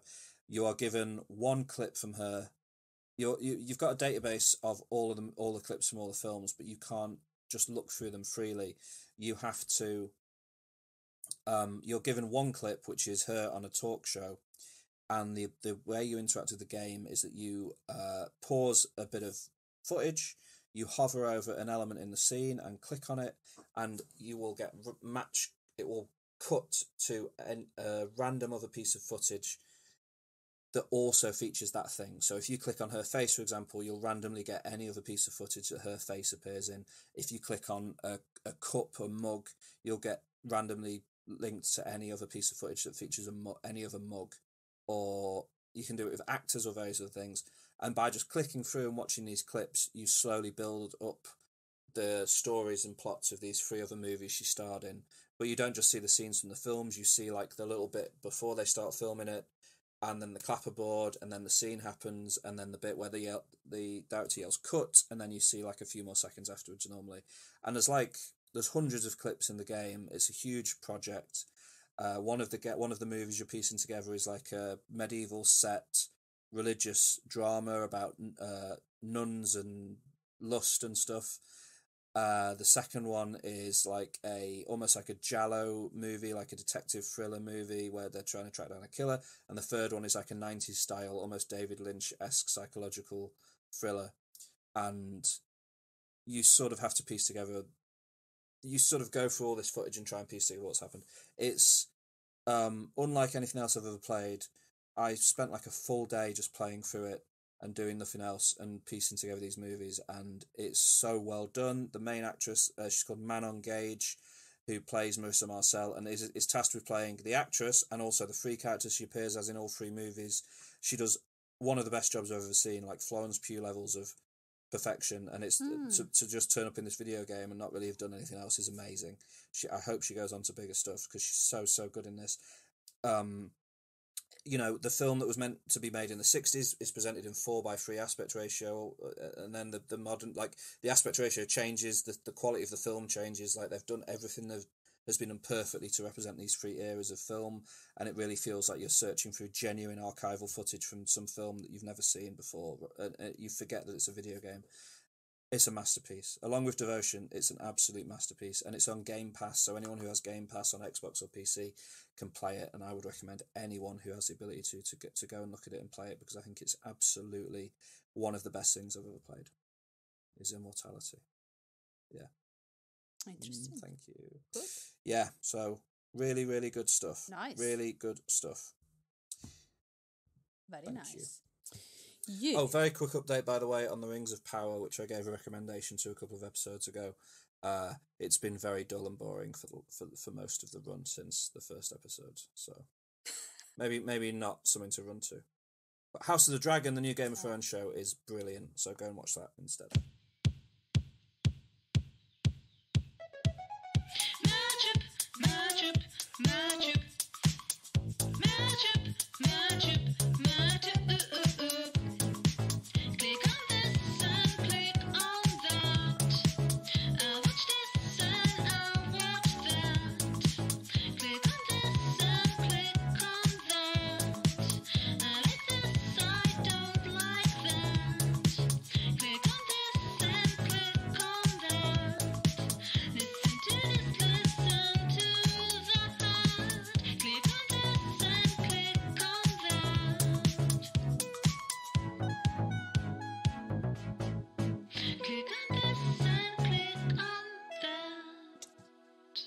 Okay, I've sent you a YouTube link for a film that I think you'll be interested in watching. So if you've already seen this trailer, let me know. But if you haven't, I think you'll enjoy it. Okay. So George has sent me a trailer of a film called Catherine Called Birdie. I've no idea. I have no. Okay, I think you'll be pleasantly surprised by this. Let me know when you're ready to start. Yes, I'm ready. Okay, 3, 2, 1, go. Okay, so... Oh, it's him! Andrew Scott. Yes, I do love him, actually. Oh, Lena Dunham. Lena Dunham movie. Okay. Exciting. And it's a period movie, probably a period comedy. Yep. Not period as a woman period, but period as all-time period. Russell Brand is in it. But only briefly, supposedly. So. Okay. I don't mind him, he's fine. Okay, I think he's a girl that's quite, I don't know, sure of herself. In a time when girls couldn't be sure of themselves. Is that Billy Piper? It is. Oh my goodness! Yep. Pox. No, I mean, it's not part of the village. Oh, we better. No, you don't need to go. Pox. It's smallpox. It's not smallpox. It's only a small little pox. Old world problems. Oh, that's Taylor Swift's boyfriend. Oh, really? Yeah, I think. Yeah, I'm pretty sure. How does Billy Piper still look like that? I don't know. Well done, her. Yeah, amazing. You don't get to decide who we are, where we go, or how much we cost. Like we're just things. We're not things. We're people. Oh. We can think and we can hear and we can feel. Oh. I wish I could help every girl in the world. Oh, it seems like a really sweet film. But for now, I am enough. About Catherine Called Birdie. About issues that we had before, and we still have in 2020. Absolutely, we do. Amazing. Yeah, I hadn't heard of this film at all, but it's just sort of come out in America, and I think it's out next week everywhere else. The reviews for it have been huge. Like, people are loving this film, and the star, Bella Ramsey, was phenomenal in not Breaking Bad. She was in Game of Thrones, the later seasons of Game of Thrones. She had a very small role, but very memorable role, and people loved her. And she's soon to be seen as Ellie in the Last of Us adaptation that's coming out of HBO early next year. And she seems great, and she looks like she's great in this as well. So yeah, I thought you'd be interested to see a new Lena Dunham film. I do like her. She has been, chastised. Is it the word from? Yeah. Yeah. There's a recent thing. What is it? I can't remember what it is now. There's a recent thing where there's somebody's talking about their career and it's a woman and they're being told by their agent that nobody likes them and they're too headstrong. And she's like, she gets compared to Lena Dunham and the agent's like, well, you shouldn't be like Lena Dunham. I don't know. I can't remember what it is now. I'm trying to remember. Anyway, I don't care. I don't have any dislike of Lena Dunham. It's crazy. Like she had like one of the, she's an incredible writer, and Girls was a really good series. I would like to be like Lena Dunham, actually. Yeah, that's fair. We all Yeah. would. Maybe. This film looks great. So well done her. Yeah. I'm going to send you a link now for something that's maybe not as nailed on good, but I think looks mad and interesting. Okay. So the next trailer George has sent me is called Knock at the Cabin. Is it a horror film? Well... Knock at the Cabin. Is it a cabin in the woods by any chance? Or a cabin by a lake? It's a cabin in the woods. Is there a lake as well? I think you'll get the vibe of what it's going to be like when it reveals in the trailer who has written and directed this movie. Okay. I am You ready to start? Yeah.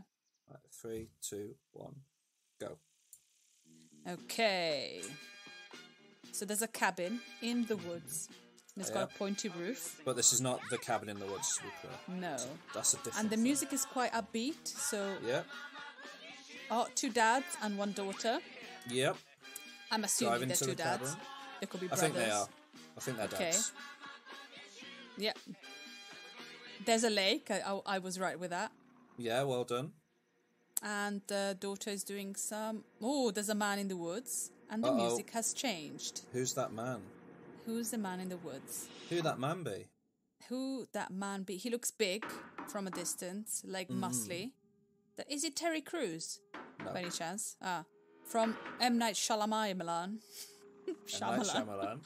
Oh, so it is a horror. It's nice to meet you. Yeah, but his horror movies aren't really horror movies. They're always Why are you here? something else. Okay. So there's a big guy, looks like Terry Crews, but he's not Terry Crews. Doesn't and look he's like got Terry tattoos. Crews. Well, from the distance. Maybe from the I haven't distance. seen his face now. You'll know who it is when you see his face. Okay. What's broken? His heart. What does he have to do to the house? He has to burn the house. I don't think he has to do anything to the house. Oh no. Are they going to torture them Job to do. with a chain? In fact, Oh no. it might be the most important job. What's the important job they have to do? Why do they have to do this to them? So, stuff is happening. Important job, which means kill them in a really knows? horrible way. Don't know. Don't know. We were called. Maybe the United couple... by a Oh, it's him! But Dave Bautista. And the guy from Harry Potter. Rupert Grint. The 4 of us are here What do they have to do? to prevent the apocalypse. Your family has been chosen to make a horrible decision. What, so... If you fail to choose, the world will end. What's the...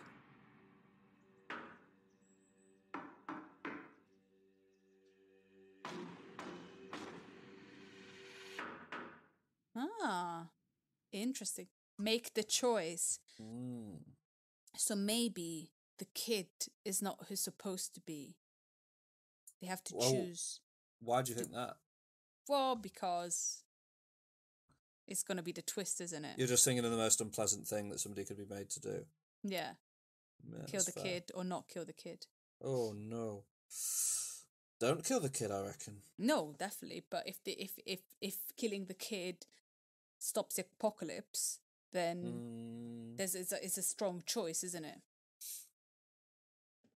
Yeah, that's true. Interesting. You're gonna watch it and tell me how it is. Yeah, because as usual with M. Night Shyamalan, an intriguing setup. You want to know what is going on. Is that his actual name? I just realised it's like M. Night Shyamalan. Shyamalan. Shyamalan. Shyamalan. That's not his actual name, M. Night, is it? I think the night part he might have added, but he is called It's like- Shyamalan. He's Yeah, an but it's like Indian- midnight. That's quite intelligent way, isn't it? A little bit. Yeah. No. Sure. M. Night Shyamalan. Great times. Mm. Well, it looks interesting, but I don't like kind of people torturing other people. It's not kind of my thing. So, I don't think And it's they- anybody's thing.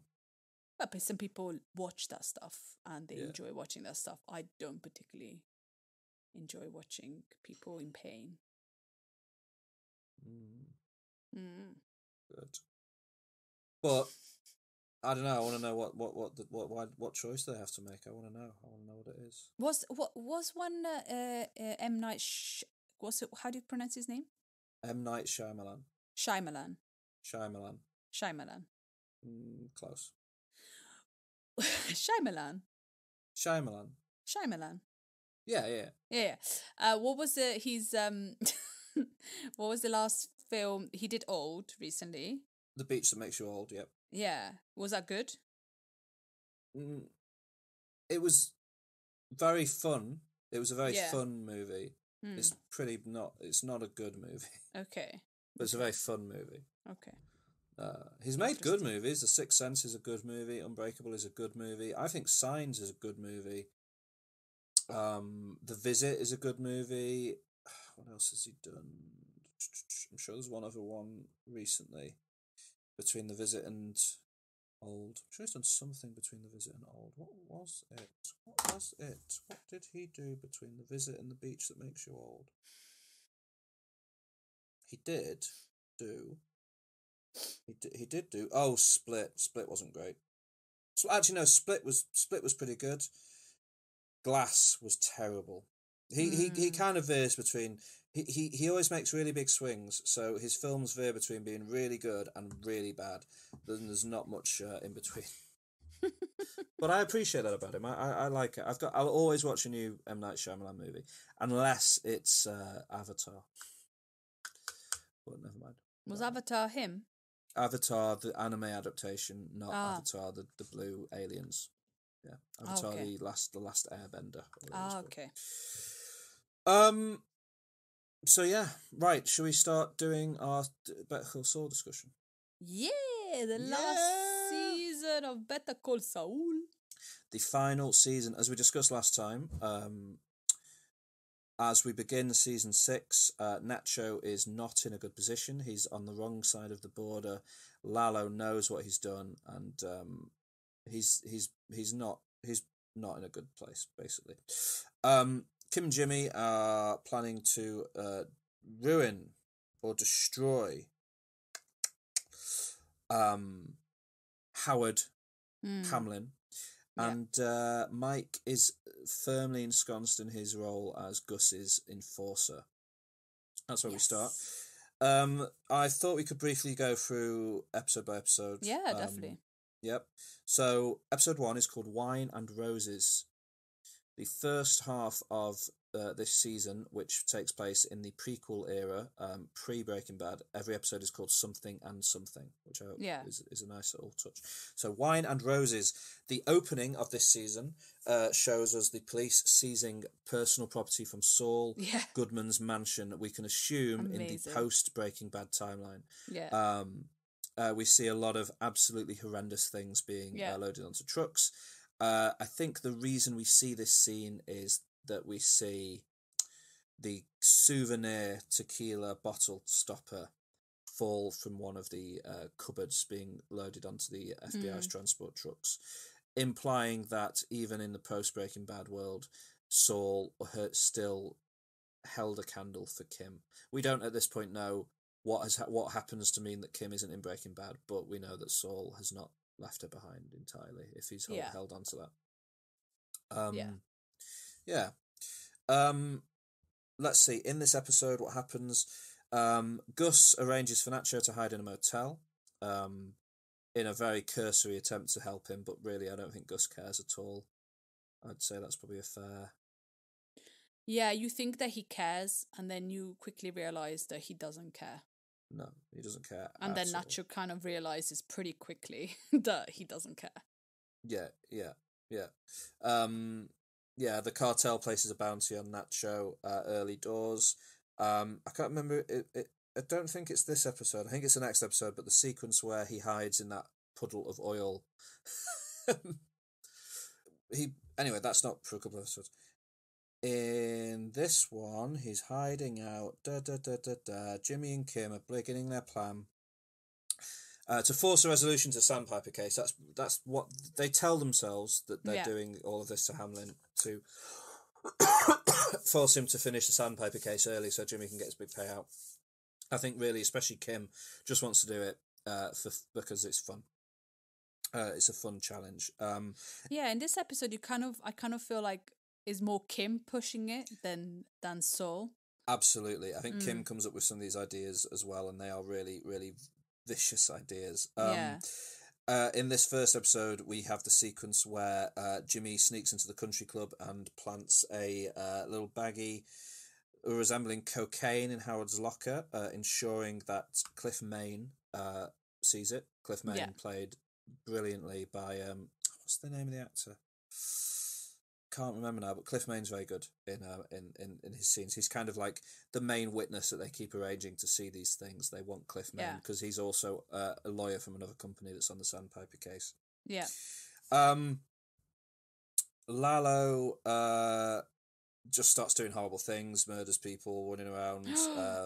That scene when he just says to that guy to shave. And then kills him. It's like, what? You're just awful. Yeah, he's and in the horrific. meantime, his wife is making him breakfast. Yeah. And then Lalo. Why does Lalo? So Lalo is going to sneak across the border back to America. Yeah. But then he realizes that, like it says, like I'm using Wikipedia's plot synopses so everyone knows to sort of go through these episodes. He realizes that the proof that Gus arranged the murder is not in, or the proof that Gus is working against the cartel, basically the proof that he's got this underground lab, etc., is not in America. It's elsewhere, and as the season goes on, Lalo goes to Germany. Yeah. To sort of find out all of that stuff. What do you know? What leads him to? I don't remember what leads him to go to Germany in the first place. Oh. Lalo learned Werner's name somehow in the previous season. I don't quite remember how it is. Sorry, everybody. But Werner being the lead architect and his widow being the person that Lalo eventually goes to see.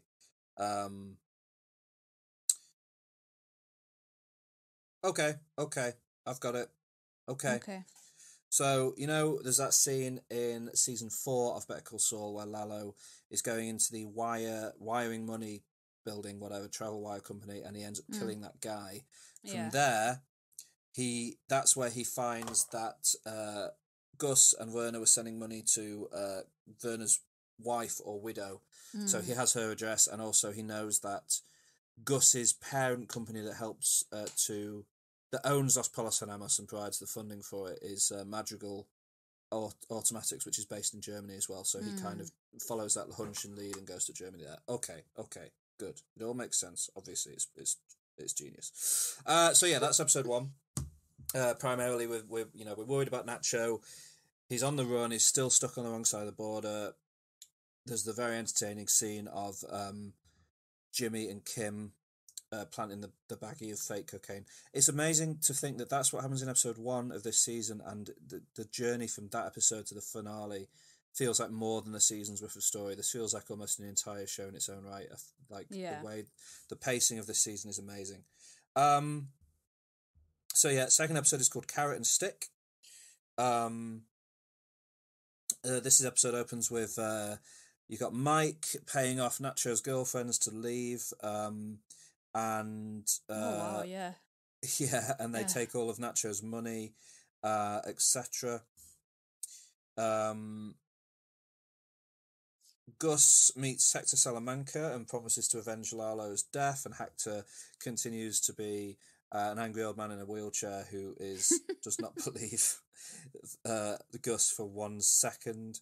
Yeah. And this is where Gus first gets his hunch, and this is what drives Gus into his paranoia throughout the season, that Lalo is still alive, because Lalo has rung Hector, and Hector's aware that Lalo's alive. So then, Juan and his men, who being the cartel, break into the fake safe that Mike has planted in Nacho's house, and find details of the motel that Nacho is currently staying in. Not great at all. No. So Gus and Mike are setting up Nacho in these early episodes. Kind of. They're working against him. Yeah. I feel so sorry for Nacho. Yeah, I really liked him. Yeah. I think he's a great character, and I think he just got I don't know. I think the money just kind of got to his head, and the women and the money, and then he realized that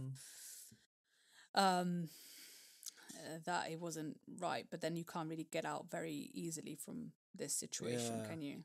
God, and this is showing really how much Mike has now become Gus's man, because like Mike helps engineer this betrayal of Nacho, which is. But he wasn't. You let me down, Mike. Yeah, but he wasn't really in with at the beginning.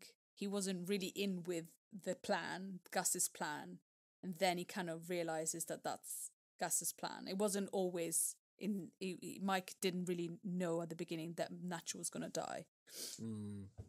Like, he kind of realizes in episode 1, is like, oh, we're just gonna, because I think Mike wants to get Nacho out because he thinks that's the plan. But I think but then in this Gus was episode, like, he plants this document in the safe in Nacho's apartment that the cartel will then find to tell them where Nacho is. So Mike sort of directly, acting on Gus's order leads to it happening. Yeah, but also Gus is a very dangerous man. Gus Extremely is dangerous. Awful man. Yeah. So Nacho realizes, Nacho has more about him than people. Nacho is this series version of Jesse in a way. Like, there's more to him than people always underestimate him. Yeah. And people never give him a chance to show his true self, and that's true of Jesse in Breaking Bad, and it's true of Nacho in Better Call Saul. So Nacho realizes he's being surveilled. He sneaks out of in a great scene. He sneaks out of his motel room that he's hiding out in, gets around the back of this cabin that this guy's in, and forces him to reveal that Gus is the person who's having him watched. So he realizes that Gus has betrayed him to the cartel. A cartel hit team arrives. It includes the wonderful cousins, who we all love. They're so scary. Absolutely terrified of. And eventually, Nacho escapes in a stolen truck. Mike wants to go and track Nacho down, but Gus instead wants to hold Nacho's dad hostage, because Gus is just awful, and make Nacho reveal himself. And this is, because Mike still wants to, because there's that scene where Mike and it says here Tyrus, who is Gus's sort of other henchman, have a little standoff where Tyrus just really wants to just let Nacho die, and Mike still wants to see if there's a way to rescue it. And then Nacho calls Mike, and we kind of leave that there. But in that episode, he brings his dad as well, which is like so sad. And his dad is just like, well, you put yourself in that situation. Can't really do anything. No. And then to look at Jimmy and Kim in this episode, in a fantastic callback to like the first season of Better Call Saul, Jimmy goes to see the Kettlemans, the absolutely horrific couple who are now running a tax. What are they running? A tax service? Tax doing it's like service? money. Is it not to like lend money or something? I thought they were doing people's taxes. It's like a bookkeeping service. Okay. Maybe. They're called Liberty. They're called Liberty Taxes, and hilariously, the real company called Liberty Taxes tried to sue the makers of Better Call Saul for using for like disparaging their business in this episode. they want to... Basically, Jimmy is trying to convince them to get Cliff Main to represent them in a lawsuit claiming ineffective counsel because Jimmy's trying to convince the Kettlemans that when Howard was representing them in an earlier season, he was on cocaine. And Jimmy realizes that this isn't going to go anywhere, but he wants there to just be more little reasons for Cliff to start thinking that Howard is a cocaine addict. Yeah. But as Sophie Turner would say, he doesn't even know what it looks like, let alone is using it.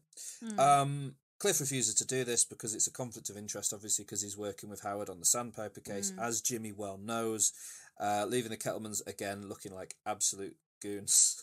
Yeah. Because all of the other lawyers that the Kettlemans then go to are like, no, not at all.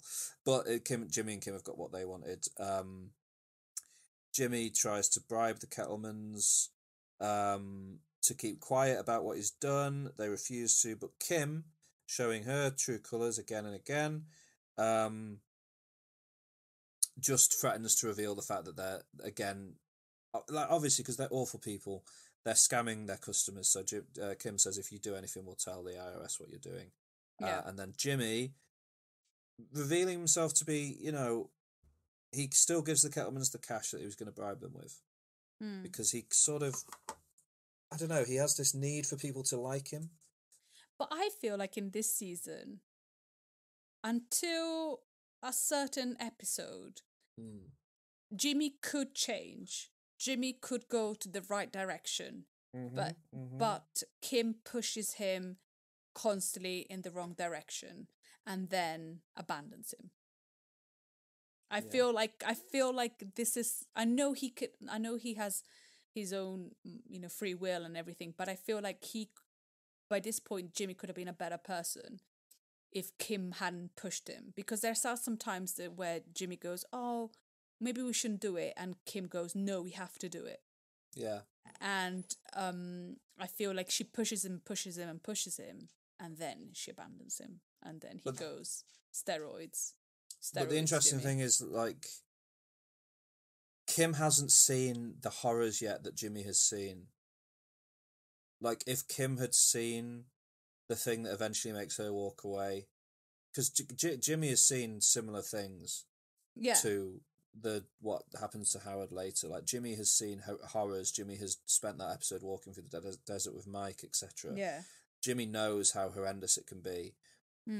Maybe leading a little bit to his not wanting to commit quite as hard as Kim does.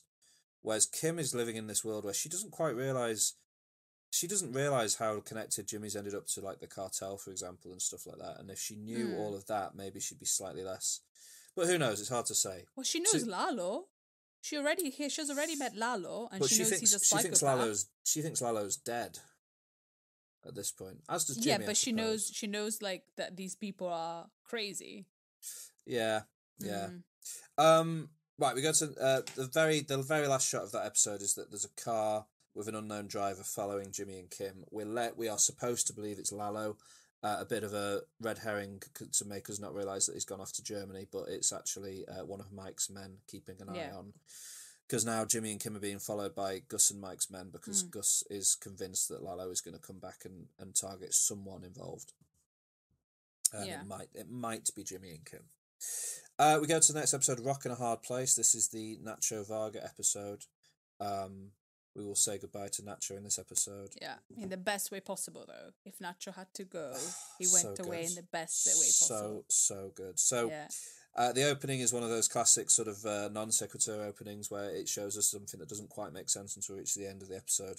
I quite like that about this season. It's like constantly like that. Yeah. It kind of explains it at the end. Yeah. As rain begins to fall, a close-up scan of a small patch of desert stops on a lone blue flower, then settles on a piece of broken glass. Main story, we've got Nacho Varga. His truck breaks down. He conceals himself in an abandoned oil tanker until the cousins move on with their search.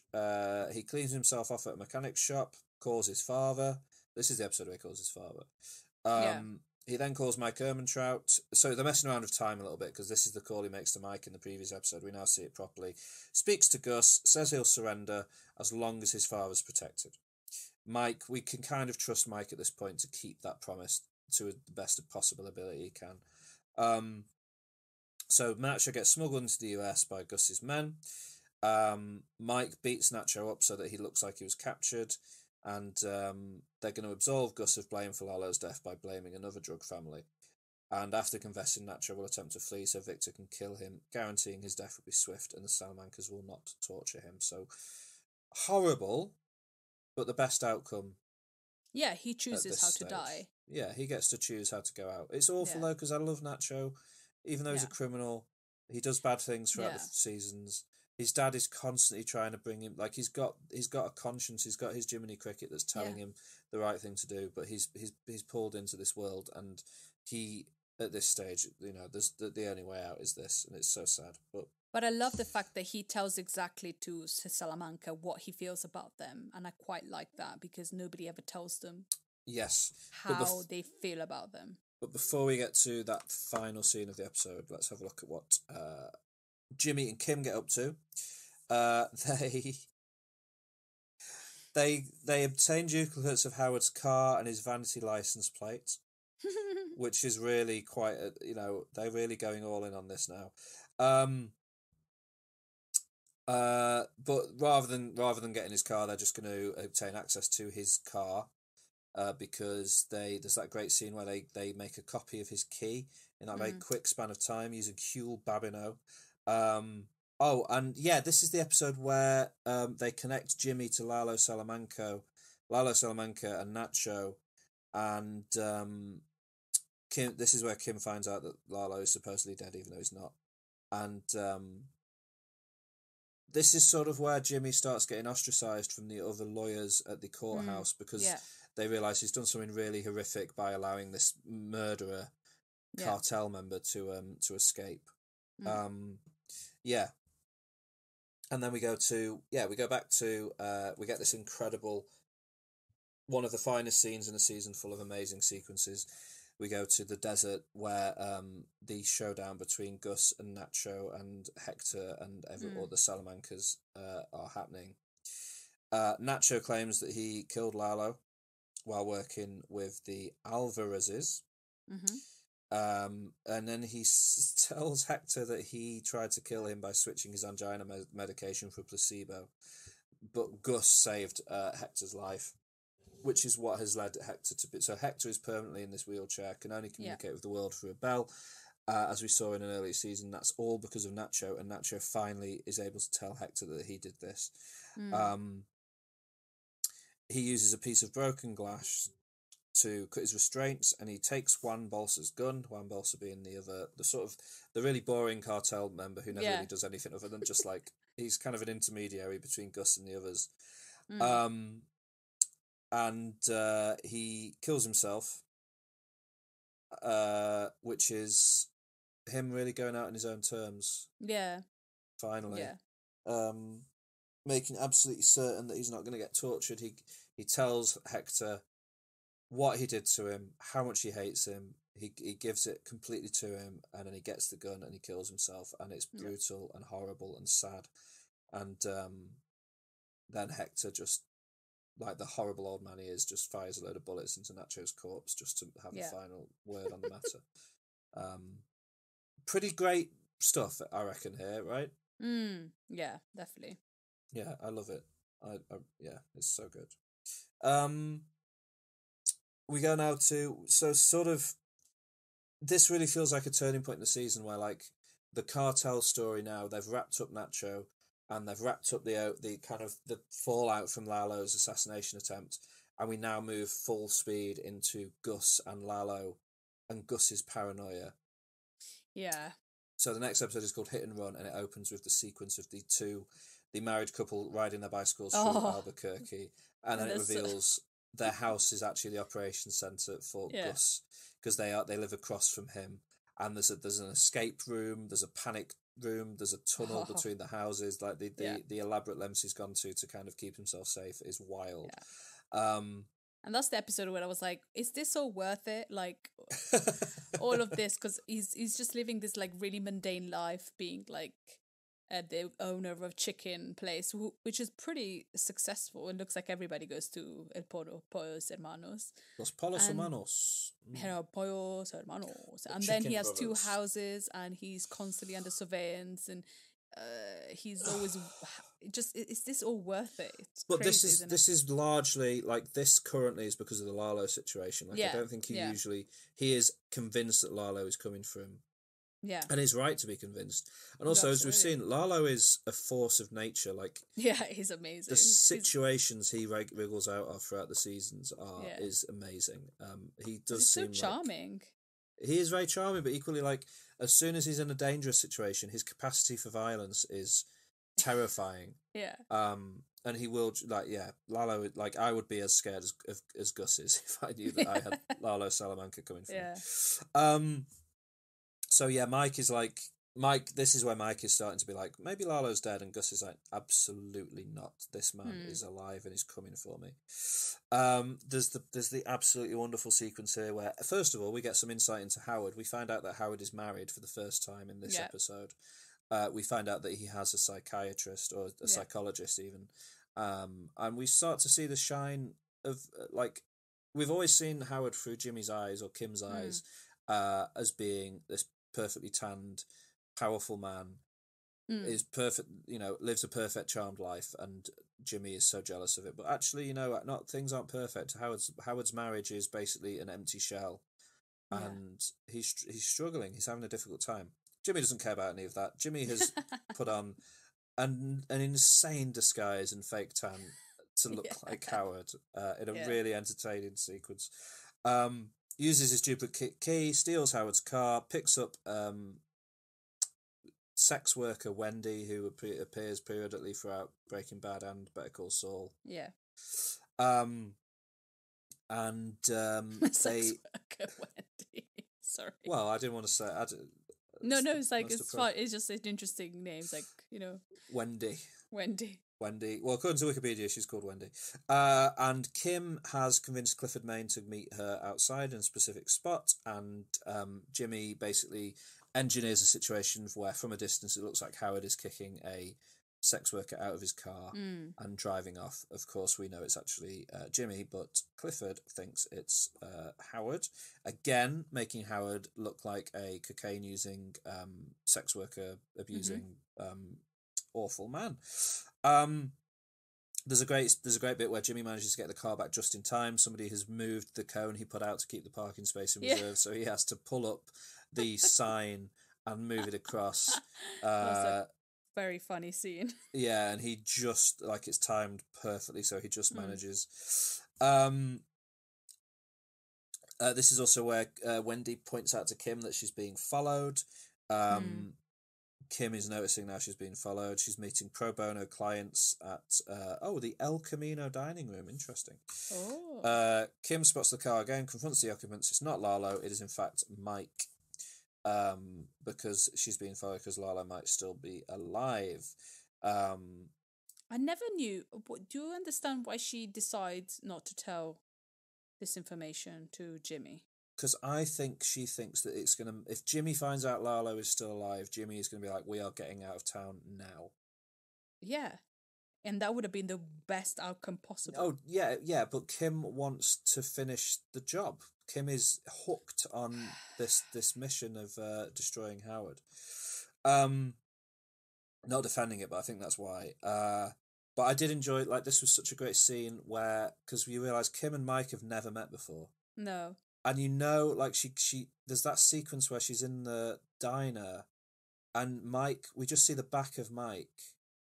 Like, the reveal that Mike's there is done very slowly, but you kind of, if you're paying attention, he's there straight away. Because you can just sense his presence, I think. And then, he's just sat there at the bar and he has this conversation with her. And again, Jonathan Banks is perfect as Mike, and he tells her everything. And it's just, it's kind of like, wow, it's Kim and Mike. They've never met before. This is cool. It's a cool moment. Kim realizes Mike's the man who saved Jimmy in the desert. Why did he tell her and not Jimmy? And Mike thinks that she is made of sterner stuff. which maybe means he should have told Jimmy, but He should have definitely told Jimmy. yeah. But I guess also Mike doesn't want a situation in which Jimmy escapes. Mike doesn't want Jimmy to run out of town because that complicates the situation, because Lalo would still be able to track Jimmy down because he's a force of nature, and it makes the playing field too big. So I think Mike probably prefers it if they stay where they are, but wants Kim to be aware. Okay. Jimmy in this episode is noticing that he's a pariah. Nobody likes him anymore because he defended Lalo. Even though now he's popular amongst local criminals as Saul Goodman. He gets evicted from the nail salon, so he starts looking for a new office, which is just one of those things that they need to do to set up where we know he begins in Breaking Bad. And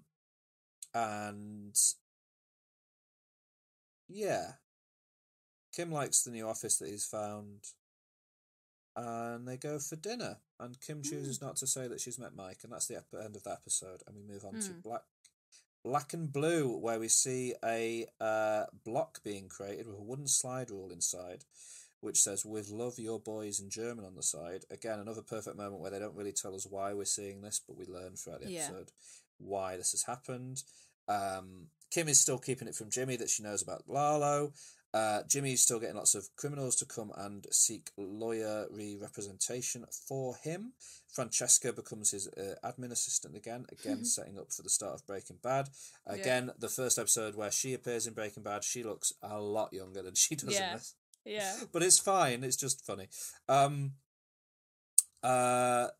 Kim is now meeting with her paralegal from Schweikart and Coakley.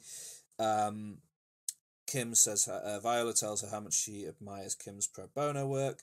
The reality is that it's actually a ploy in order to obtain the name of the retired judge who will mediate the Sandpiper case, because this is going to prove to be a key element in them plot against Howard. So Kim is allowing somebody to compliment her on her wonderful pro bono work in order to obtain information that she's going to use to destroy the career of somebody else. Yeah. Good stuff, Kim. See, Kim is bad. Absolutely. Yeah. Howard and Cliff and Erin, the brilliant Erin. What else is she in, that actress? She's in something else. I can't remember what it is, but she's great. You know, the younger woman that sort of is very intense and jittery that works. Yeah, she's great. Anyway, they convince the Sandpiper clients not to settle, and Cliff confronts Howard over his use of drugs and prostitutes. Which would be, if somebody came up to you and accused you of doing all of that, and you genuinely hadn't done, you would be very confused and angry. Howard obviously realises that Jimmy's doing it, because who else would you think is doing it? Yeah. So we let that to you. But he takes the quite bizarre choice of challenging Jimmy to a fight in a boxing ring. Yeah. Jimmy isn't going to do it, then changes his mind. Howard wipes the floor with him, as you could imagine would happen. But Howard has used it as a way to introduce his private investigator to Jimmy and tells him to start following Jimmy. But as we know from later on, this guy is actually in the pocket of Jimmy and Kim, because Howard is, his fate has already been sealed. It's so sad. Good stuff.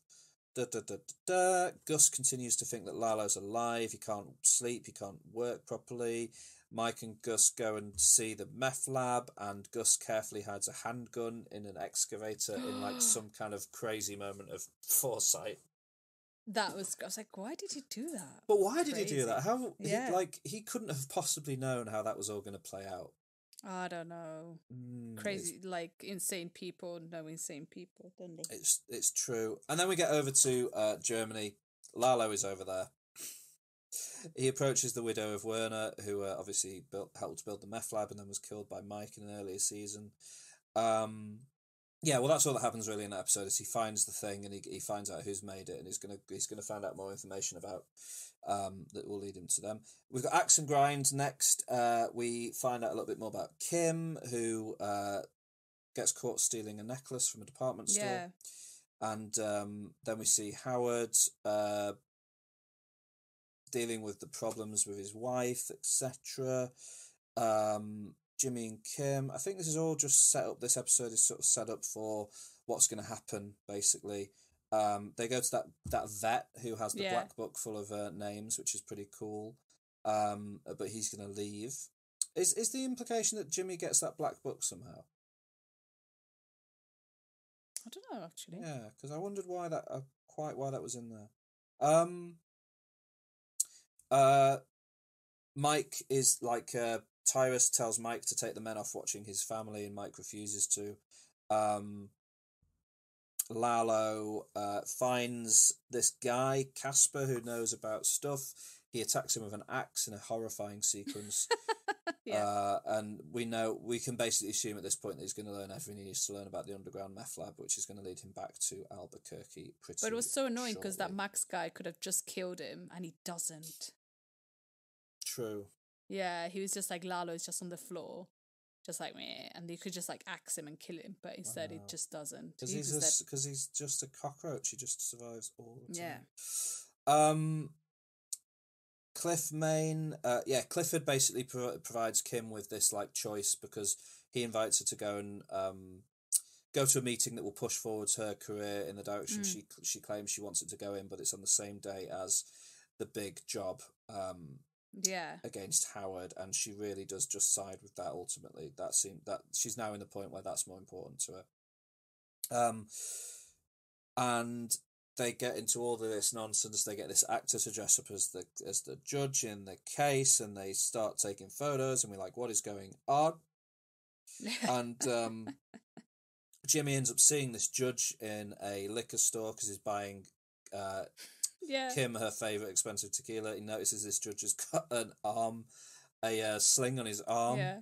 So he's like, we have to call it all off, and Kim is like, no, and she turns away from her meeting, comes back to try and finish the job where they have to retake all these photos, and then we get to the kind of the point at which the season swings on, the fulcrum point of the season, plan and execution, the mid-season finale, where the whole plan comes together, and it's pretty incredible. There's the mediation is going on.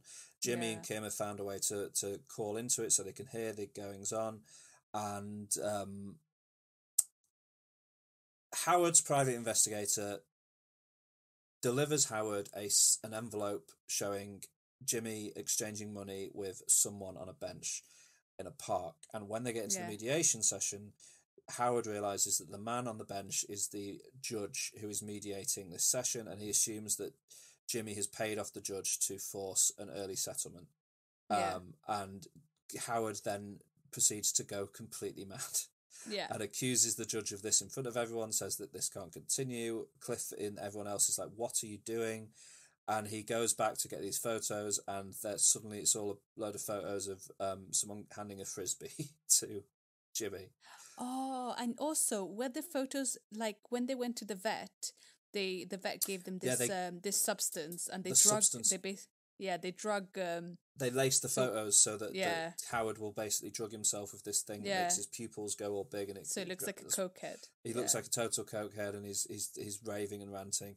And by the time he gets back, the images have been swapped for these images that just show somebody handing him a frisbee, and again he looks more and more insane. And it works. It all works. The case is settled.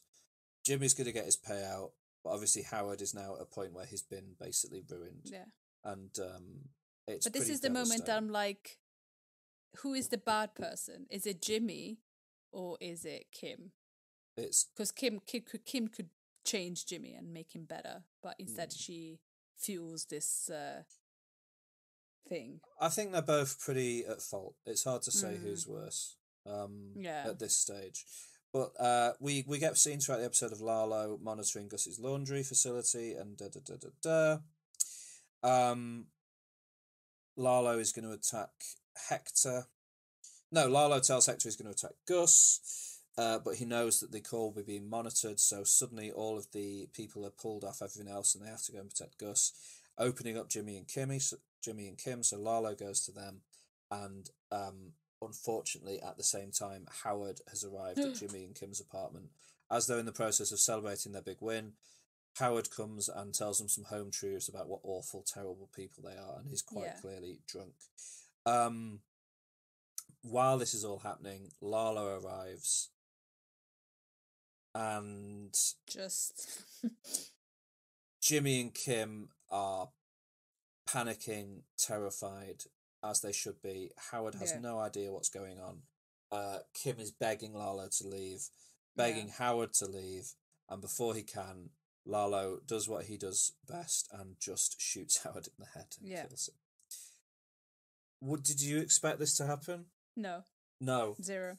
I didn't think Lalo was that, because he's getting angrier and angrier. So you have like the charming Lalo and like the cartel Lalo. And I didn't realize he was that angry, or he had enough, hadn't he? Yeah.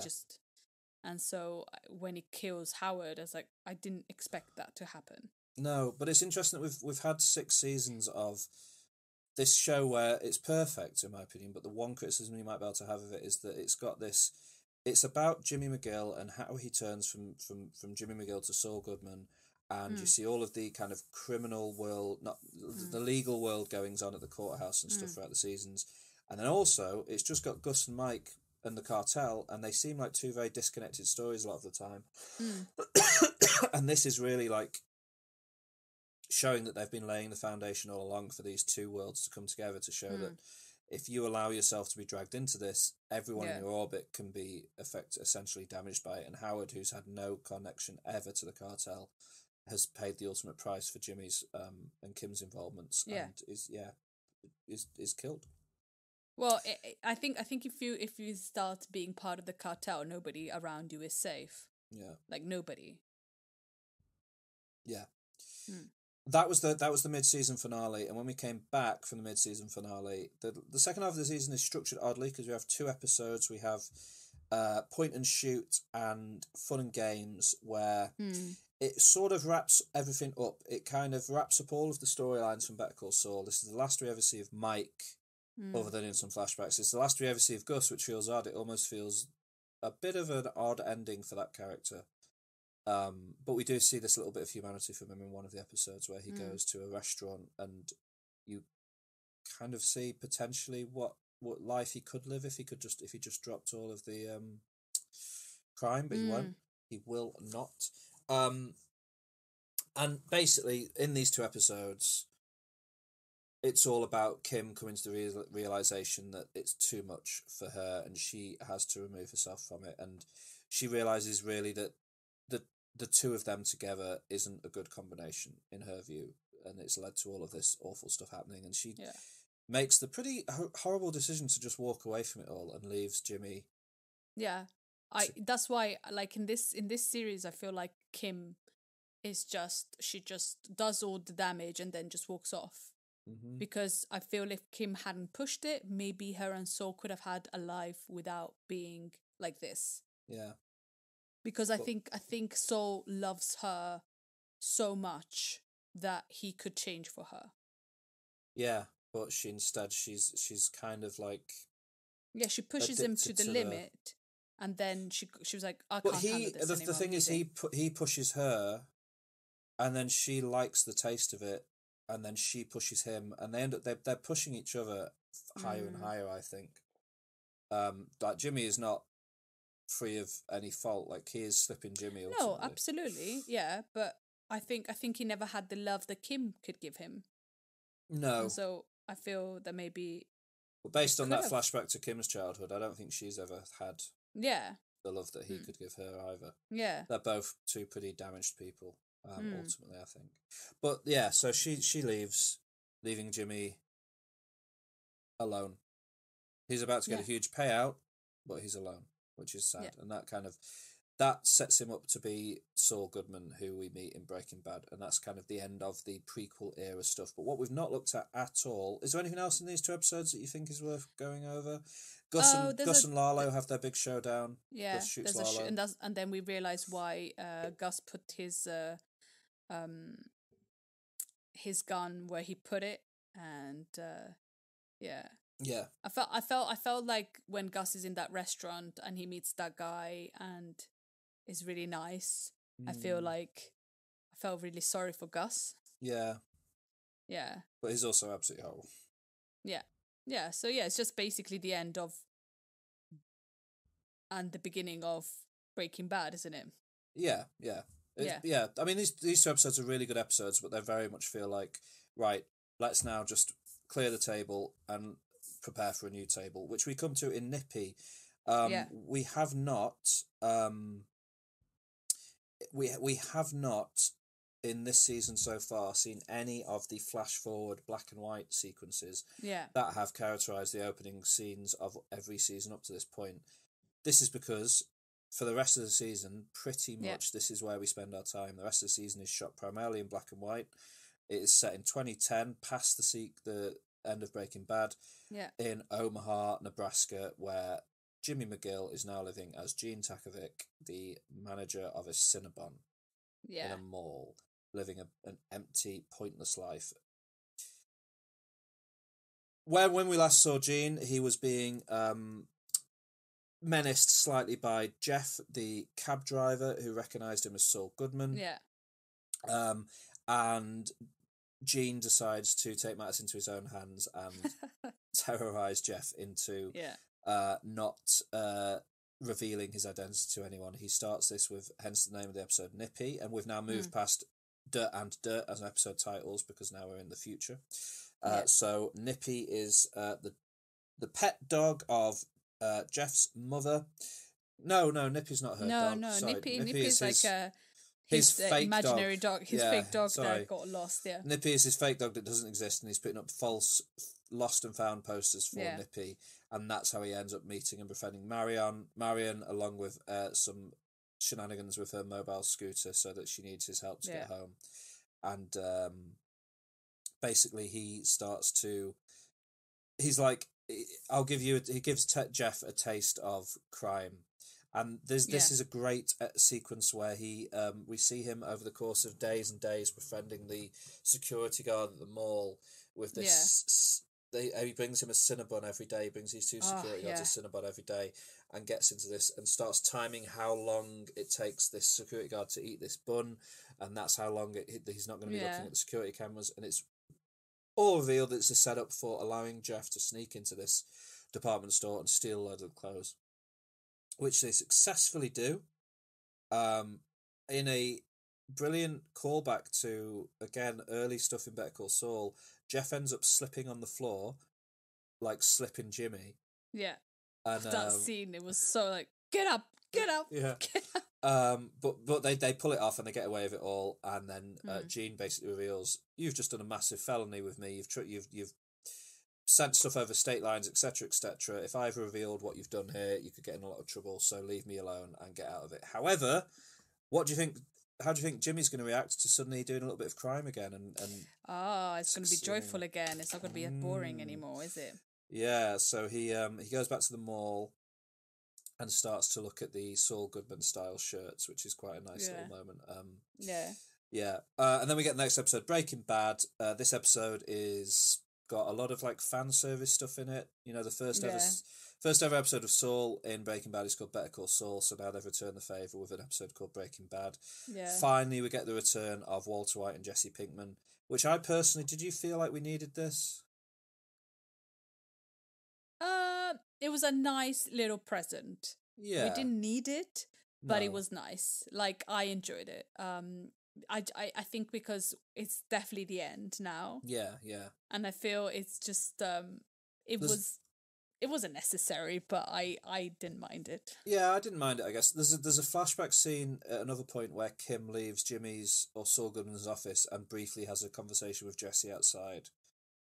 Where Jesse asks her if Saul's a good lawyer, and she says, when I knew him, he was, which is a heartbreaking little moment. Yeah. And then in the finale, there's a scene where we see a flashback of Jimmy and Walter hiding out together. And those two scenes on their own would probably have been enough, in my opinion. But it's fine that we get this. We get this flashback to the first time, really, that Walter White of Breaking Bad and Jimmy McGill ever met, where they are, where Jesse and Walt have kidnapped Saul and driven him out into the middle of the desert and are threatening to kill him. And we see what we didn't see in Breaking Bad, which was their return to Albuquerque in the camper van. where they are arguing and having a little bickering match. And again, it doesn't really matter too much, but it, whatever.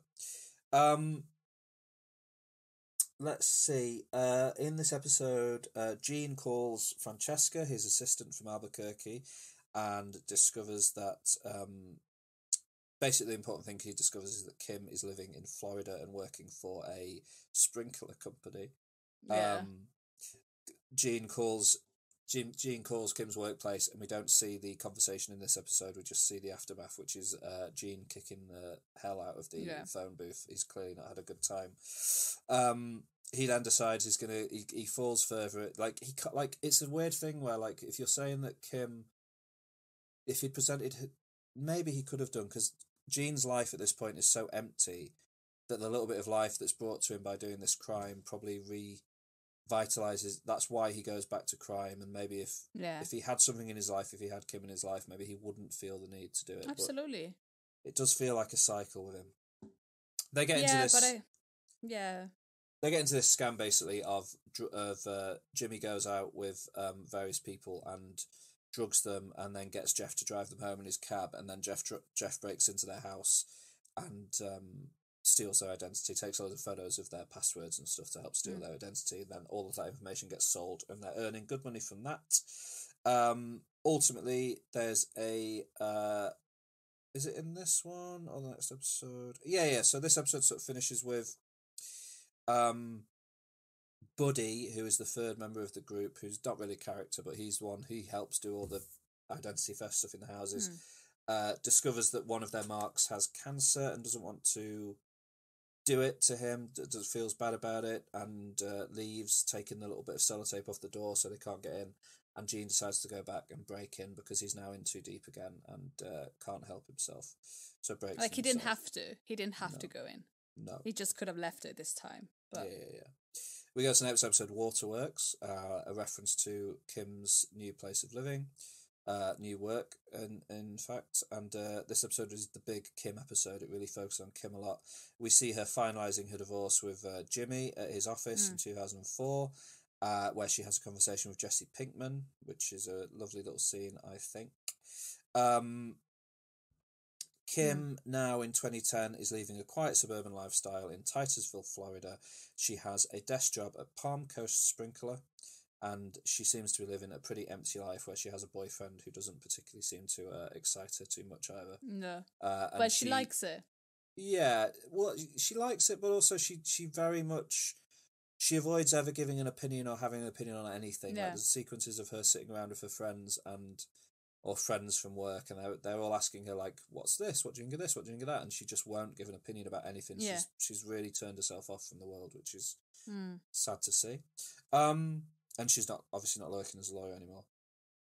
Yeah. Jimmy calls her to check in on her. Kim basically, tells him to turn himself in. She knows about all the events of Breaking Bad, obviously, which have happened since we last saw Jimmy and Kimmy together. Jimmy tells her she should hand herself in due to her involvement in Howard's disappearance. And, She does. She does. She flies off to Albuquerque. She visits Howard's widow. We didn't really talk about this too much, but Howard ended up being... his death was faked, and they planted his car and a load of his stuff on a beach to imply that he'd kind of walked out into the sea to kill himself. He's actually buried underneath the meth lab. Yeah. Kim delivers a written confession about everything she did to Howard, to Cheryl, his widow, and also the district attorney. In what is maybe the greatest piece of acting ever recorded to film, she has a breakdown on a bus. Which, if she doesn't win an Emmy next year for her performance in this show, it's a crime. Because she's so incredible. Jean is back in Omaha, Nebraska, being a moron. Gets what happened. Jeff has an absolute panic when a police car is idling behind him while he's waiting for Jimmy to come out of this house, and he ends up driving away and immediately crashing into a parked car. Yeah, which is weird. So Jeff gets arrested. Jean escapes thanks to the distraction, but it ultimately leads basically to Jean having to get Marion, Jeff's mother, to try and help get him released. Marion is now really suspicious that something's going on. She looks up. She knows that Jeff knew Jean in Albuquerque or something. she looks up con men in Albuquerque and immediately comes across the Better Call Saul advertisements. And there's a wonderful bit where Jean comes in to get Marion. She's sat at her computer.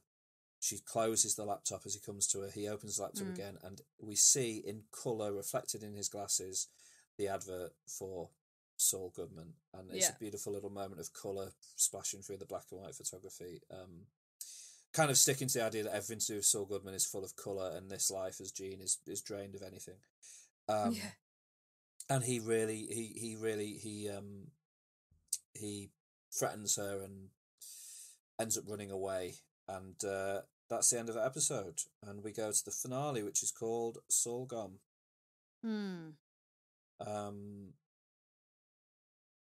It's pretty good stuff. Yeah. It's hard to talk about it, but it's very good. Throughout this episode, we see flashbacks where Jimmy is having conversations with Mike, Walter, and his brother Chuck. In the first two, he asks Mike and Walter what they could do if they could travel back in time. Mike says he would travel back to the day his son died, but then changes his answer to say he'd actually stop himself from taking his first bribe, realising that it was taking that bribe that led him on the path to eventually his son dying, which we learn much more about earlier on in Better Call Saul. Showing Mike as being someone who really, regrets the things he's done that have led him down the criminal path. And what it's cost him. Walter, however, says that he would have stayed at Grey Matter Technologies, the multi-billion-dollar company he founded in college. Jimmy doesn't tell Mike what he would do if he could time travel. He tells Walter he regrets hurting his knee in a scam, making Walter be like, you were always a criminal then, weren't you? Whereas really, like, Walter White is the worst man that's ever lived. I hate him. Because I feel like when he said that he would have stayed in that place that made loads of money, I feel like he would have failed anyway, because Walter White is like egocentric, terrible person. Yeah, he's awful, and he can't let anything lie for a second. No. So I think even if he stayed in the company that now is a multi-million company, and he feels like he has missed out, I think he would have not been anything, because he would have thought that he's the best of anything. Absolutely. I agree completely. Yeah, awful. Yes, God, I hate Walter White so much. Chuck asked Jimmy if he'd ever considered a different career path in their flashback. Jimmy says, well, you never did, so why should I? I want to be a lawyer. Chuck, this is when Chuck is like, being basically looked after completely by Jimmy because he's in his electrical allergy phase. Chuck asks Jimmy to stay and consult with him about his new legal clients, but Jimmy brushes him off defensively after he thinks he's been insulted. And Chuck picks up a copy of The Time Machine by H.G. Wells, maybe being a symbol of what led Jimmy to constantly ask people that question about what they'd do if they had a time machine. We go back to 2010. Jimmy gets caught pretty quickly hiding in a dumpster. He's not very good at running away. They know exactly who he is. They've caught him. He's done. He's caught. He's not going to get away with it. He gets offered a life sentence of 190 years. And then gets offered a deal of 30 years, and we get a cameo from Breaking Bad that I was not anticipating. No, absolutely not. I was like, who is that? It's Marie. Yeah. Stripped of her trademark purple, still mourning the loss of Hank, who was not the best man in the world, kind of a racist if you watch the early episodes of Breaking Bad and stuff. But yeah, he wasn't a nice guy. No, but still a better man than Walter White. Yeah. Yeah. And didn't deserve the death that he got. But yeah, so basically Saul tells this story about how he was threatened by Walter White and how scared he was of Walter White, and he ends up being able to negotiate a 7.5-year sentence. Yeah. He wants to get an even shorter sentence by offering information about Howard Hamlin's death. Everyone laughs at him because obviously Kim has revealed all of that, and that really gets Saul to thinking about his place in the world and how much responsibility he actually has for the events of Breaking Bad. And he finds out that they might, Kim might even have a civil lawsuit filed against her, which would basically ruin her life. So he says he's going to testify to further information relating to Kim, basically just to ensure that Kim ends up coming to the court hearing. Yeah. This hearing happens. We get a beautiful shot of the exit sign linking back to the chicanery episode of Better Call Saul, where it really feels like Chuck's presence in the courtroom is there as Jimmy actually finally does the right thing. He admits to everything. He willingly participated in Walter White's schemes. He admits that he led partly to Chuck's suicide, and he did all of that stuff. And he says that he's called James McGill, and he is sentenced to 86 years in prison, where the inmates love him. They recognise him on the bus, and they start chanting Better Call Saul, and this is the end. Like, unlike Walter White, who went out in a blaze of gunfire effectively because he couldn't bear to be caught, Jimmy McGill realises what he's done wrong. He owns up to everything that he's been allowed to involve himself in, and he takes his punishment. And we get the final scene where Kim turns up to visit him as his lawyer. They lean against the wall and share a cigarette, echoing the first scenes of season 1 of the show. Yeah. And she leaves, and the last we see of Saul Goodman is shooting finger guns at her as she walks away, and that's the last we see of Kim as well. Yeah. He's having a pretty good time in prison, though. Yeah, he is, but he's in prison. Yeah. Ultimately, he's in prison. But it's probably, he's done some pretty bad stuff. He's not a good guy. I think this is one of the best finales to anything I've ever seen. I think this is I couldn't see them having put a foot wrong. That was good. It was good. Good last season. Good last episode.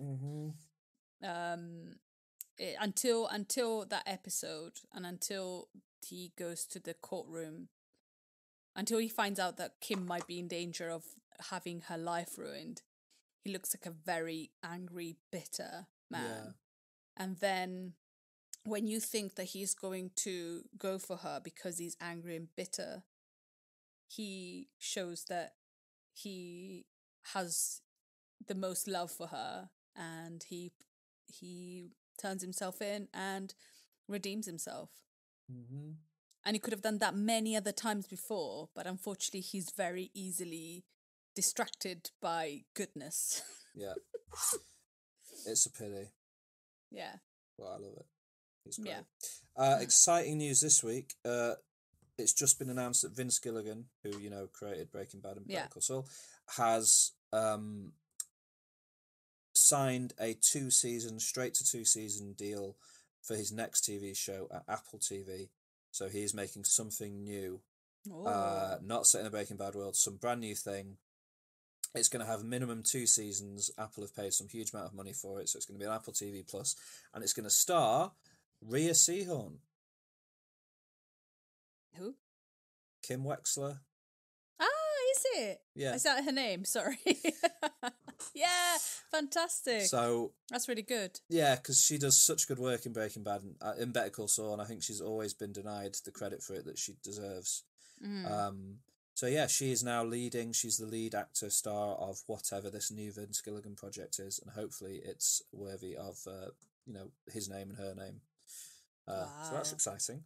But yeah, I love this. We aren't quite ready to leave the Breaking Bad world because it's so perfect. So in our next episode, episode 84, we are going to be talking about the top 5 Breaking Bad universe characters. So we'll be counting down our 5 favourite characters.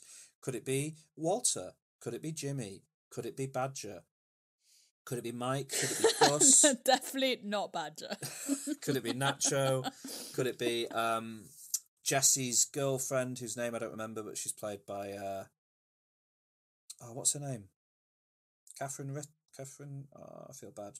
She plays Jessica Jones in the Marvel stuff anyway. Yeah, she plays Jessica Jones. Could it be any of those people? Who knows? Who will we put in our top 5? Will it be the balding lawyer that defends Jimmy in the finale and is in there all throughout? Will it be Lalo? Oh, so many people to pick from. Who's it going to be? Skylar, maybe Walter Jr. Who knows? Walter Jr. Walker Jr. Huel Babineau. Everyone's beloved Huel. There's just too many people. Anyway, we'll be talking about that next time, so join us for that. And Alex, if you're going to recommend to somebody one of your, or any two of your things on Culture Catch-Up this week, what do you think people should go out and give their time to?